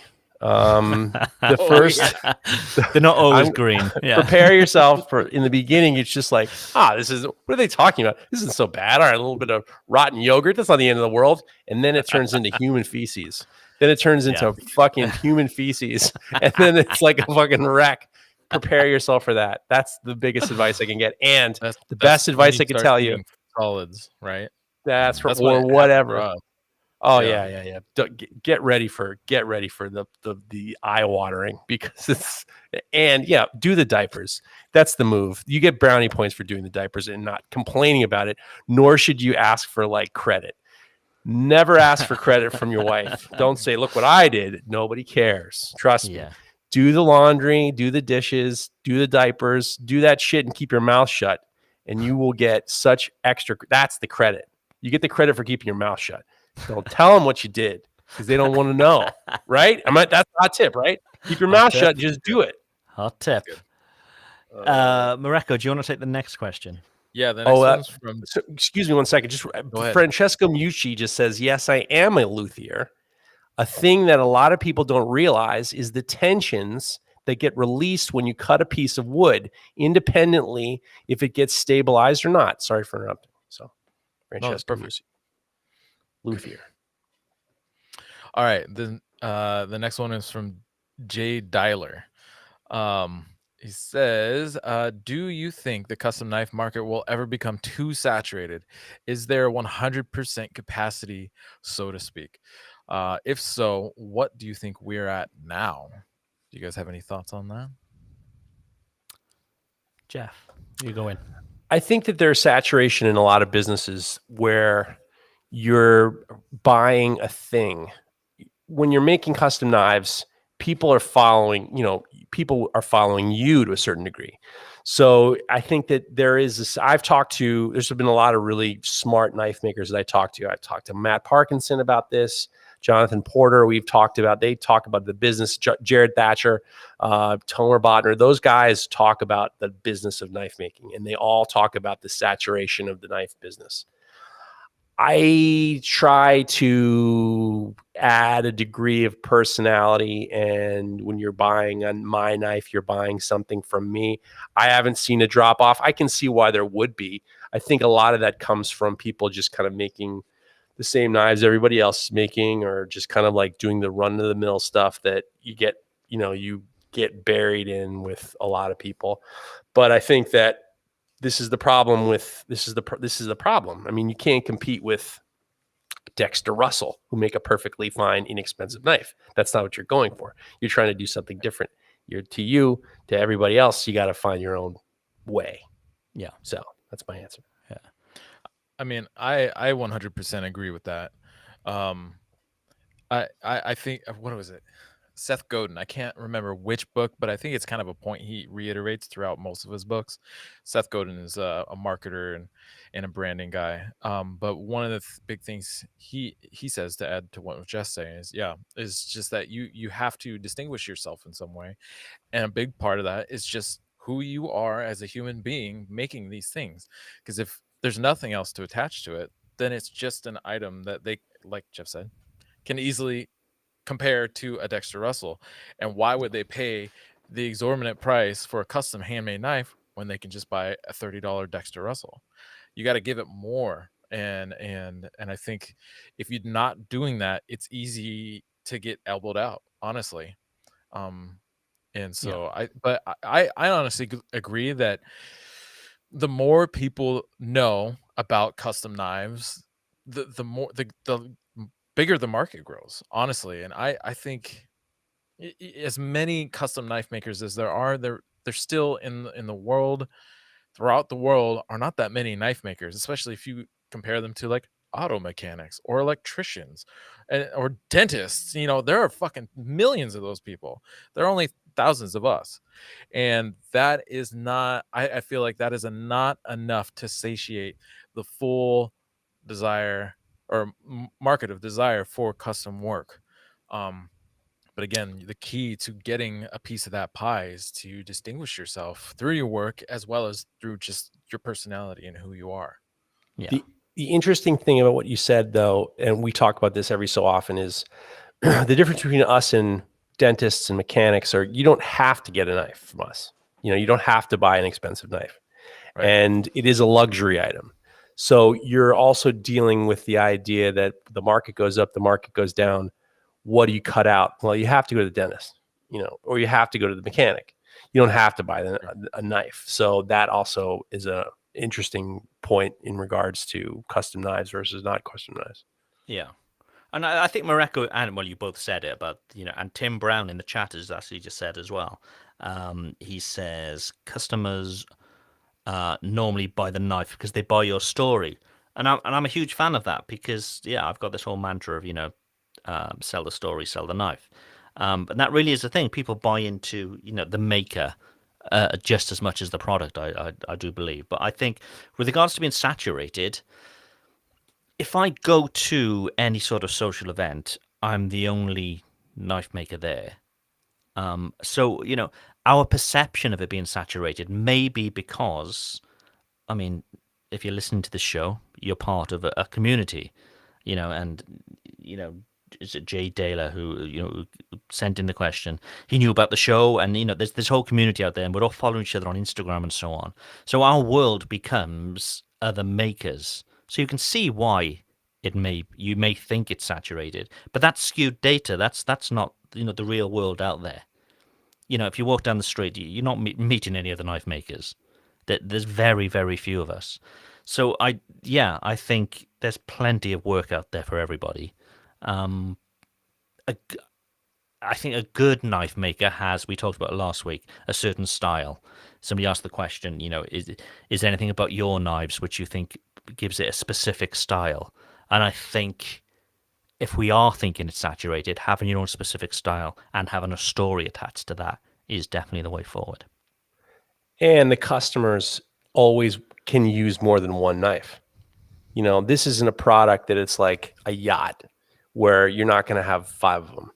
Like a knife, you know, you have I mean, since the pandemic, I bought a pile of knives from other makers, and it's been a lot of fun kind of creating this collection, you know. And like I got something from Fingal, and I decided, well, I have, you know, these knives from these people that, you know, this size, I need something a different size. So I customized, I just looked at what he had that fit into the profile of what I don't have. So I think that, you know, because you have knife sets, you have knife collections, you have knife blocks, it's not like you're only allowed one knife. So your customers end up getting more than just one, you know. And custom knife makers, people buy custom knives, a lot of them like from other people too. Yeah. A question here from Brigham Kindle in the chat. Jeff, will you post a picture of your collection? That's on if it's for my OnlyFans. It's for my OnlyFans page. I'm only Nice. posting those pics or my Patreon. Your own Patreon. Yeah, Okay. my own Patreon. I'll never do Patreon PS. That you can forget. Justin, I think it's Modica, has sent through a question for us, rather. What do you think saves more money? Propane forging, almost to exact shape, or belt grinding in finger grooves, bevels, etc.? Okay, so he's talking about, you know, the amount of gas you use as opposed to the amount of abrasives you're using, which is the most cost effective. Mareko, let's go straight to you.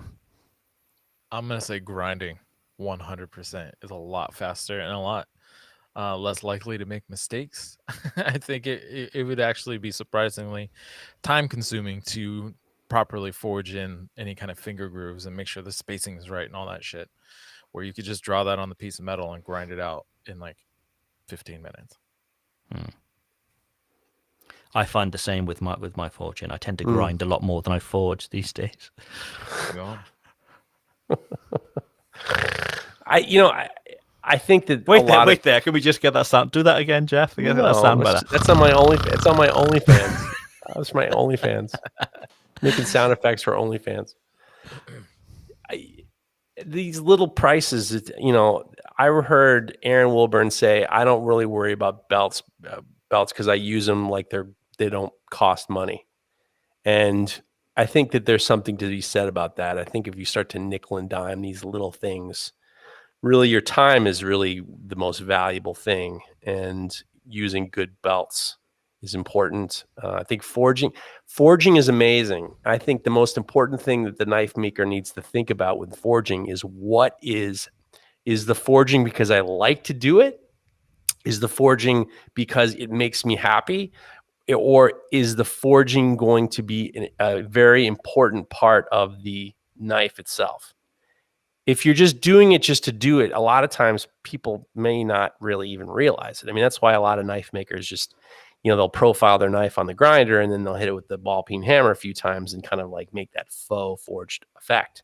I think you need to think about in regards to the importance of it being forged. Why is it important that it's forged? You know, and I think that's the thing. But if I were to grind my knives, which I normally do, I know what grinder I'd use. I'd use a Broadbeck Ironworks 2x72 grinder. What about you guys? Snap. know- I'd be straight in I there know with I you. would. Tell us about yours, Mareko, and your also your signature edition platinum. Signature edition platinum. Well, I rock a Broadbeck grinder and I love the thing. I love the flexibility and the amazing like they're like the Swiss Army knife, honestly, of grinders. They have so many different tool arms that you can use. They have the buffing arm, the integral, they got the slack belt, they got the surface grinder, they got contact wheels out the yazoo, they got small wheel grinder, all these different things. And it also not only does it work vertically, but you can lay it over and work it horizontally.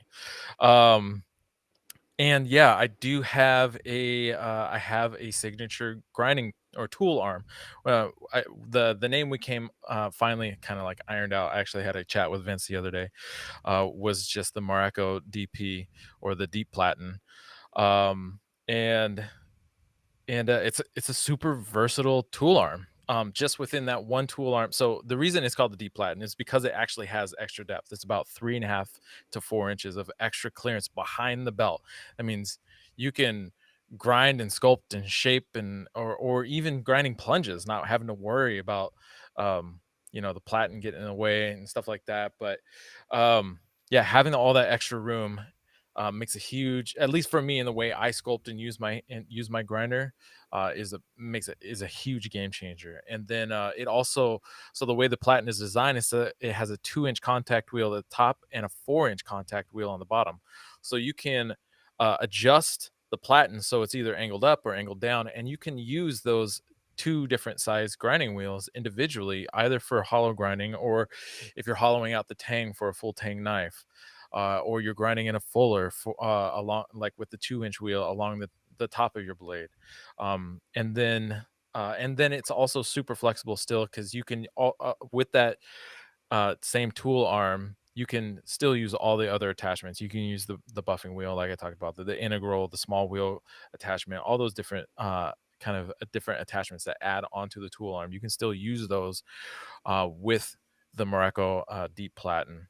And Broadbeck actually has a huge mega deal sale coming up where you can save $450 on their mega package that starts on Monday, on Labor Day. So this is their Labor Day sale. It runs until September 12th. And you got to use the mega 450 code to save that, and that gets you not only the chassis with the platen and the tool rest, but it gets you the buffing attachment, it gets you the integral grinding attachment, it gets you a small contact wheel attachment, the 8-inch contact wheel, and the slack belt attachment. That is an incredible offer. Honestly, that is an incredible offer. And I wish these guys were around when I first started, because instead of buying and trying to accumulate a bunch of machines, I could have just bought the one with these various tool arms that could get so much done. It's almost a whole it's almost, they just need to add a heat treating element to it, and then you can do everything for making knives with this one thing.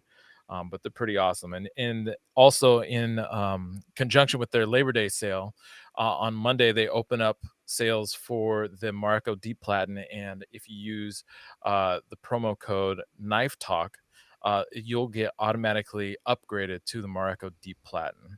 Cool. And they got more details on their website about that. You can go check them out at broadbeckironworks.com. That's it. That's what I got. There you go. Nice. They do actually have a heat treating attachment come in. It's just a really used old belt. If you use that long enough, you're gonna heat treat your belt. Yeah, you'd be fine. You'd be good. That's good. I like that. Okay, shall we call it a day? Shall we call it a show? Happy Labor Day, everybody. Happy Labor. What fun. is Labor for anybody cry. outside the US? What is Labor Day?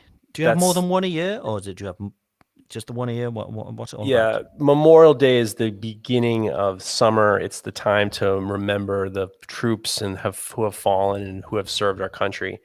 And then Labor Day is to honor the workers, people working. It had to do with the unions, I believe. And then that's the end of the summer. That's the beginning of, that's the end of the summer. Labor Day. Don't wear white after Labor Day. Okay, cool.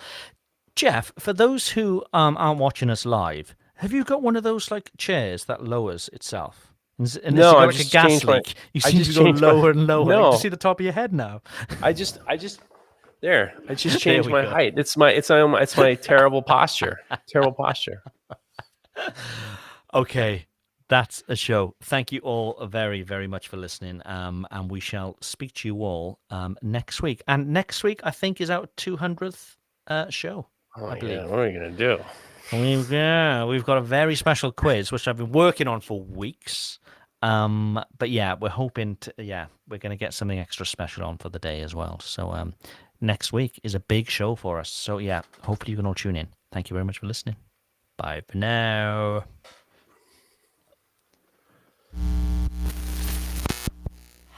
This show is brought to you by The Makery, the podcast network for makers.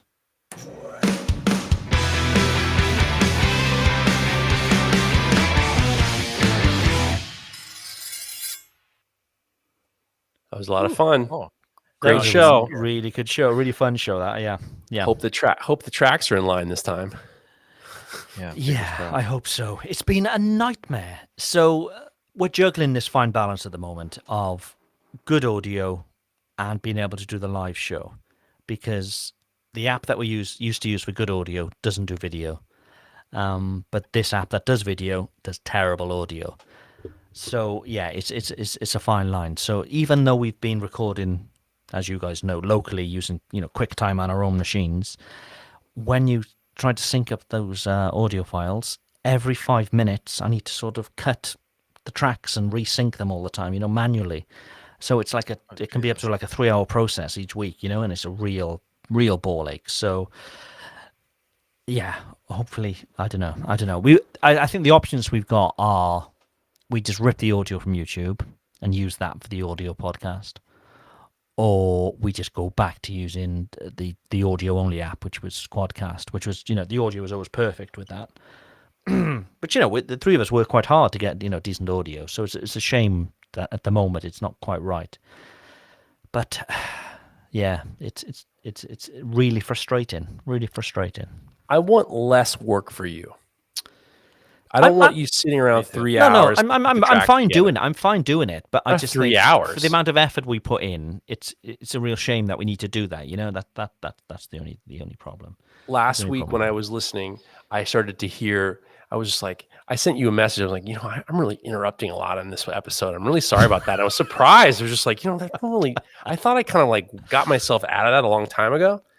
And then it's just like, you were like, and then I realized, oh no, the tracks are off. And and the most frustrating part is we do spend a lot of time preparing for the show, like coming up with bits and, preparing everything. And I want to make sure everything is very, all the content is very clear so we can just kind of enjoy ourselves without having to be like, no, what should we talk about next? We have a plethora of shit. I mean, I have still tons of stuff to talk. So when we have a good show like that, and then it's the audio that's fucked up. Yeah. It's very infuriating. Yeah. So, but yeah, we'll see. Let's get out of next week's episode, then we can make a decision. Then maybe, yeah. Let's see where we go. We've got listener feedback. You said anyway. Yes. What are people saying? We have listener feedback. I have a lot of listener feedback. I like the listener feedback. Let me get to it. Cads and Blades says, hey guys, I have a question for you. What do you have against Canadians? I always hear you guys saying, oh, he's Canadian, but he's really good at blank. I'm making it sound like there's something wrong with us. Happy face, nervous Have we face. ever said that? I think we take shots at Canadians. Really? With peace and love. I mean, in this situation, I would say, oh, he's Canadian, but he's really good at complaining.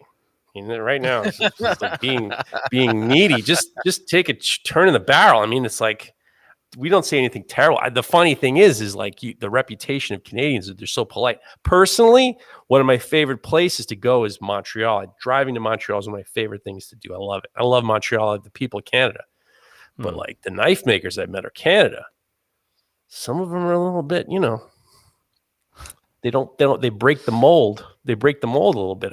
Some of them are a little needy. Some are a little needy. Really? Okay. But I'm just kidding. I'm fooling around, Cads. We love I love Canada. I love the Canadians. Noah Vachon, all those guys. Love those guys. Big fan of Canada. Is there a rivalry between the US and Canada? No, not at all. I mean, all of America's best actors are Canadian and Australian. Of course not. Right. Okay. No, there's no. Of course, it's relax. I love Canada. Canada's poutine. I love that stuff. I love that whole shit. I love Canada. I'm a fan of Canada. There we go. There's the answer to that. Okay, Jordan Dan's a good supporter, good dude. Here's some listener feedback. Please consider bringing back the community showcase. I know you guys feature Damasteel nice. It was awesome hearing each of you make a community recommendation. I discovered/started following a bunch of cool makers when you guys are doing that. Do you guys have a community showcase right now? If I started one, could you cough one up? Probably not. The I got issue one. Okay. for There you go. Morocco's got one. Oh, Morocco's there you got one. go. Go ahead. All right. This guy, I can't remember if I've talked to him about him before, but he's Tiny Town Forge. I'm trying to pull him up right now. Right there. Silas Blacklow. He's doing really incredible, really clean integral forging work, and it's very commendable. Dude's 18 years old, and he's also making some really great Damascus, getting great finishes all around. Generally speaking, he's doing some fucking solid work, and he's got less than 2,000 followers, but he's definitely a solid follow. Very cool to follow and see his work. And he's got a Nikiri on here I'm looking at right now. It's got a really cool Damascus pattern on it, and it's a kind of a standard W's explosion, but the way he assembled it and it comes together is very unique, I think. I haven't really seen it like that, and it's very interesting for me to look at, and I like it. Cool. He's doing There you good go. work. So There you go. cheers to Silas. There you go, Jordan. Jordan's a good follow. He's my community showcase. Jordan Dan's JD. Was it JD Custom Knives? JD Custom. Jordan Dan's. Jordan Dan's good. Good dude. JD Custom Knives. He's a good dude. Nice. Good. Very supportive. My problem is with doing a community showcase each week is I don't really use Instagram virtually at all at the moment. So I'm not seeing, other people's work as much. Just because I'm so busy with other stuff at the moment, so I'm not really seeing other work. So it's always a bit of a pressure every week coming up with with being forced to come up with something. Hey, you should follow this person. So yeah. But I mean, you two can be more than happy, drop in recommendations every week. We could do your recommendation for your hall pass list. You could. That would be cool. My community showcase is Scarlett Johansson. She's groovy. She's groovy, man. Groovy. Tim Brown has said in the chat, we were just mentioning obviously our audio. I don't know why Tim Brown is still here because the show's finished, by the way. Tim Brown says, have you looked into other audio recording software? We've tried a bunch, and we're currently using Restream to do this video stuff. We've previously used Squadcast for the audio stuff, which was brilliant. Squadcast always works. And it's what Jeff still uses for his Full Blast. Always works really well. But the video element of it is terrible. And what I really like about Restream is here. We can have the chat in, we can have different layouts, we can bring in video, we can do whatever we want. So it's that decision of good video or good audio.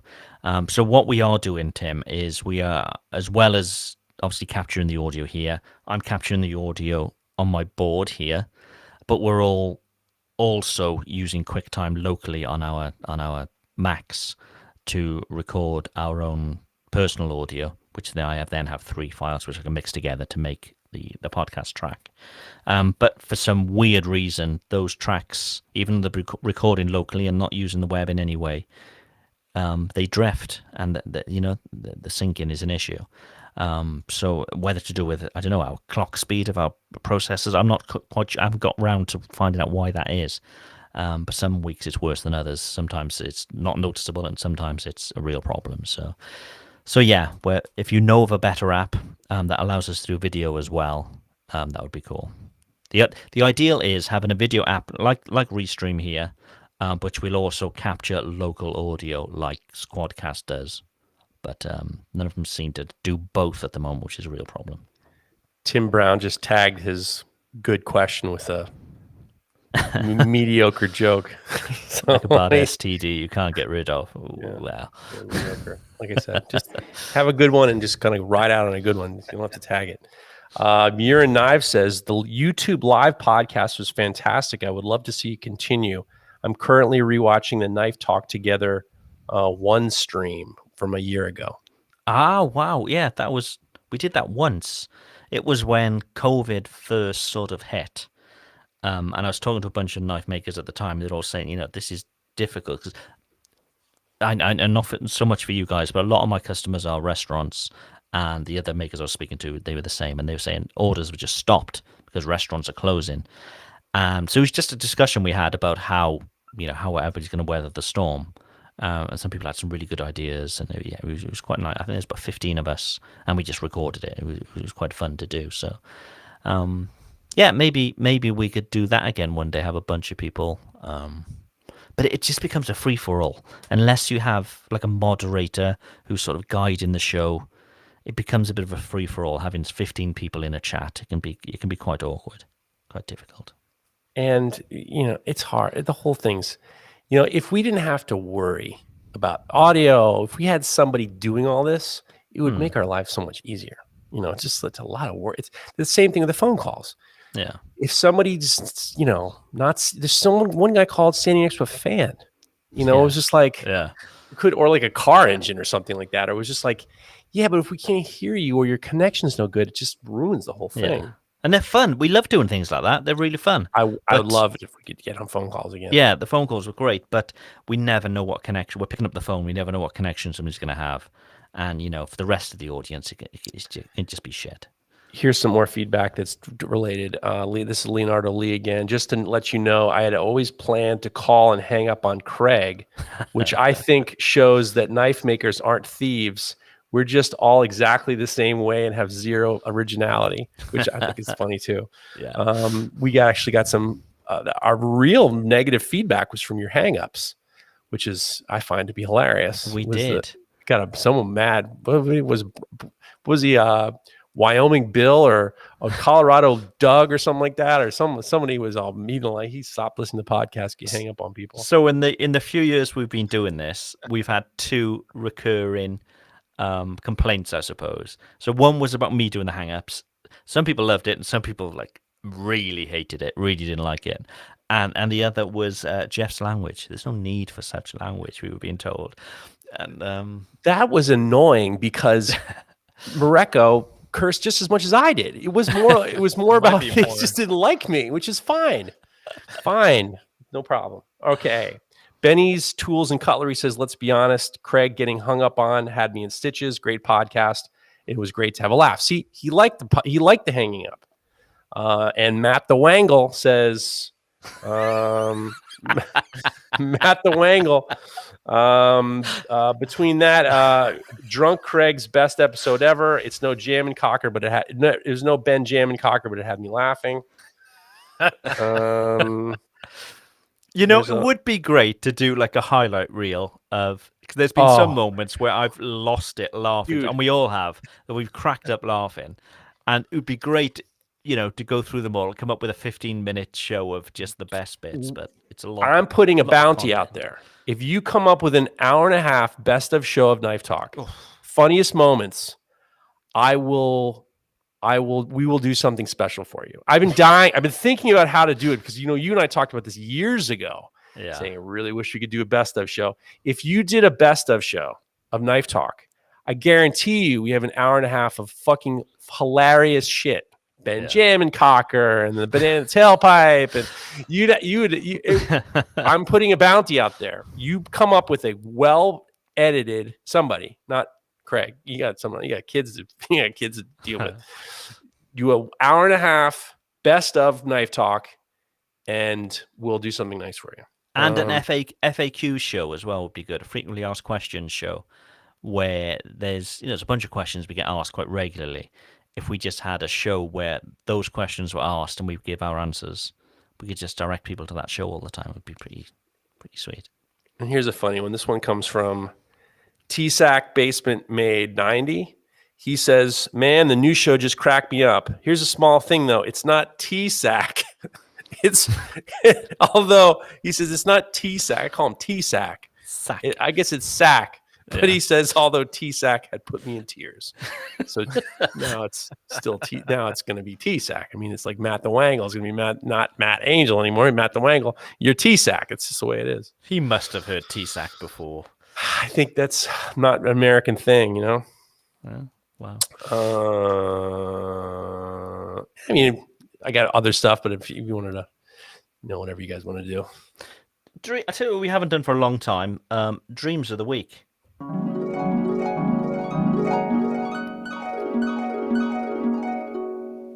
let's start with Morocco. What's the big plan for the week? What are you up to? Plan for the week. Well, today's the last day in the shop for the week, but I guess we're talking about next week. I have actually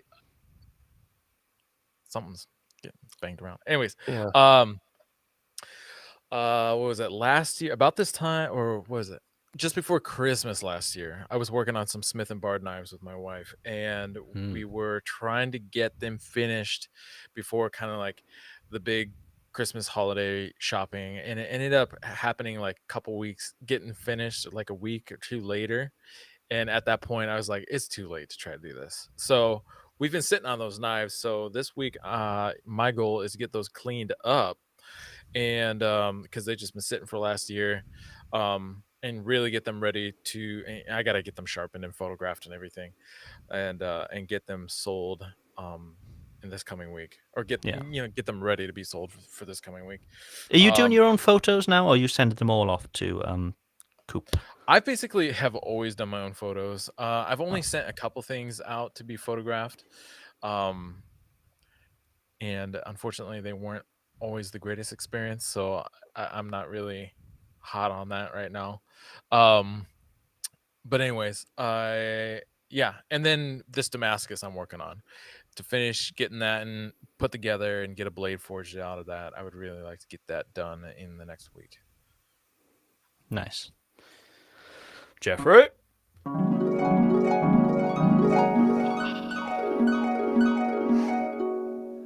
I had a really good experience.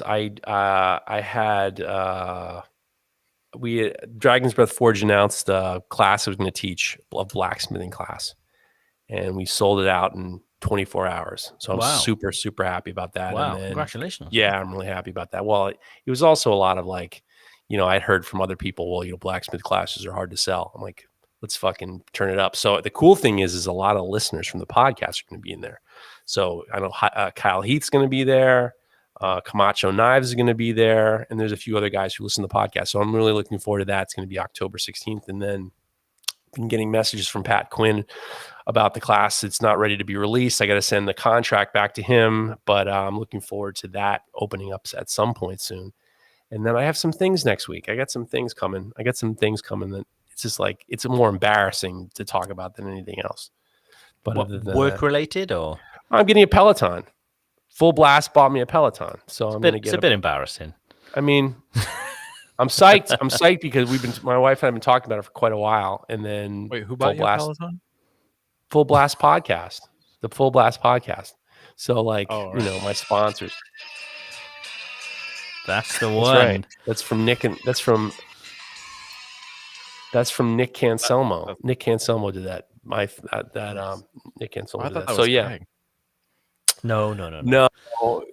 I would have loved it if Craig did it, but Nick Cancelmo, I hated what the free one that I had to pick, and then I bitched about it, and then Nick says, "I have a band, we'll do you a stinger," and he did it right at the first one. I was just like, "This is it." So so that, and then more doctor's appointments this coming week, and everything's good. I got no problems. So cool. I might be getting. You're having the thorough health check. Jeez. I'm getting the hook this week, so I'm getting the hook. So we'll see. Oof. Hey, look, that's what's gonna go in my ears. I'm gonna be playing those harps in my ears when I'm getting, when I'm gonna be gripping the table and angels whispering into your ears. Yeah, what is that? My whole hand? What's going on? Where's the hell? Are you gonna film it for your OnlyFans page? None of that stuff's allowed on OnlyFans, apparently. Not anymore. They turned. OnlyFans changed their minds after the terrible backlash. So they're gonna. You can put your genitals on all the time. You don't have to worry. They're not. Cool. Genitals are us. I know what I'm up to tonight then. Cool. My week. So yeah, we come to a short. Whoa. Short, sharp stop this week where I had all these big plans. But the kids didn't play ball. But next week I'm back to full time, which is, it's been a big shock. Because I didn't realize how much life was sort of taken away from what I was doing. Each week I was doing less and less time in the shop. And I mean, we talked about this on the show the other day, that I felt a bit of a sort of fraud coming on the show, because when we talk about what we've been up to this week, mine was always like family stuff or house stuff. This was like I haven't had the time to to get into the shop, so I'm back to full time. So yeah, I'm really really pleased, and it's it's exciting. It's exciting. Also, we are playing a gig as well on Thursday. So I didn't mention what we played the gig about 2 weeks ago. We've had 3 bookings to play other places, which is really nice. Yeah, so it shows that people sort of enjoyed it, I suppose. So we've got one coming on Thursday, one the following Saturday, and we've got one coming up, which is it's actually on a Friday, so we're gonna have to look at maybe changing this show for that weekend, which is I think that's the beginning of October, so that's a good sort of 3-4 weeks away. But yeah, it's just been really surprising. So it's been really nice that people have sort of said, come and play for us as well. So that's nice. But yeah, time in the shop. That's the main thing, which is very nice. John Ariani, our friend Sunset Forge, said to me, knew he'd say something. Sent me a message. Well, listen, sent me a message saying, I really wish Craig would let me hear his version of Heroes. Now, I follow you on Twitter, and I noticed that you posted on Twitter your version of Heroes, and I listened to it, and it sounded great. It sounded great. Wait, you want me? Let me just tell you. Let me just tell you the story. It sounded awesome, and I sent it to John, and this is what John said. It sounded way better than I was expecting, and I wish I could break his balls about it because I really would like to. He enjoyed it and then he said, Craig already sent it to me. He sent me I think it was a text actually, from. I'm not sure how he contacted me anyway, but anyway, saying, I've heard you did a version of Heroes. Any chance I can have a listen? And we were rehearsing the next day. So I took my digital recorder in and just plugged it into the board. So I literally just took just for John. And then wow. I actually recorded the whole rehearsal, and I listened back, and it wasn't too bad. So yeah, we put a couple of sort of our rehearsal stuff up, just so us as a band, we can hear it and work out what we're doing wrong and so on. Just to let you know, without him thinking that I'm talking to you about it, he was very complimentary, which is slightly abnormal. Normally, normally he would have just been like, "What the fuck?" No, you were great. No, he was like, no, he was great. It was great. But yeah, that's been taking up a fair bit of my time as well. But yeah, I've been really enjoying doing it. So yeah, it's all pretty cool. So, but yeah, full time in the shop this week, which is. Yeah, and I've got a shitload to get through as well. I've got a lot of work to be doing. So yeah, it's going to be fun. It's going to be fun. Give him hell. That's the week. Should we call it a day, do you think? Sounds good. I think so. Next week, the 200th episode. 200th episode. You want to have you have a little hint of what we're doing, or are we going to have somebody on? Well, there's a quiz which I've been working on for a number of weeks. So we've done a few quizzes, and they've always followed the same sort of Who Wants to Be a Millionaire sort of style. Right. This is different. So you may want to get a phone a friend just in case for one of the rounds. But you may also want to swat up on prices of things. Oh boy.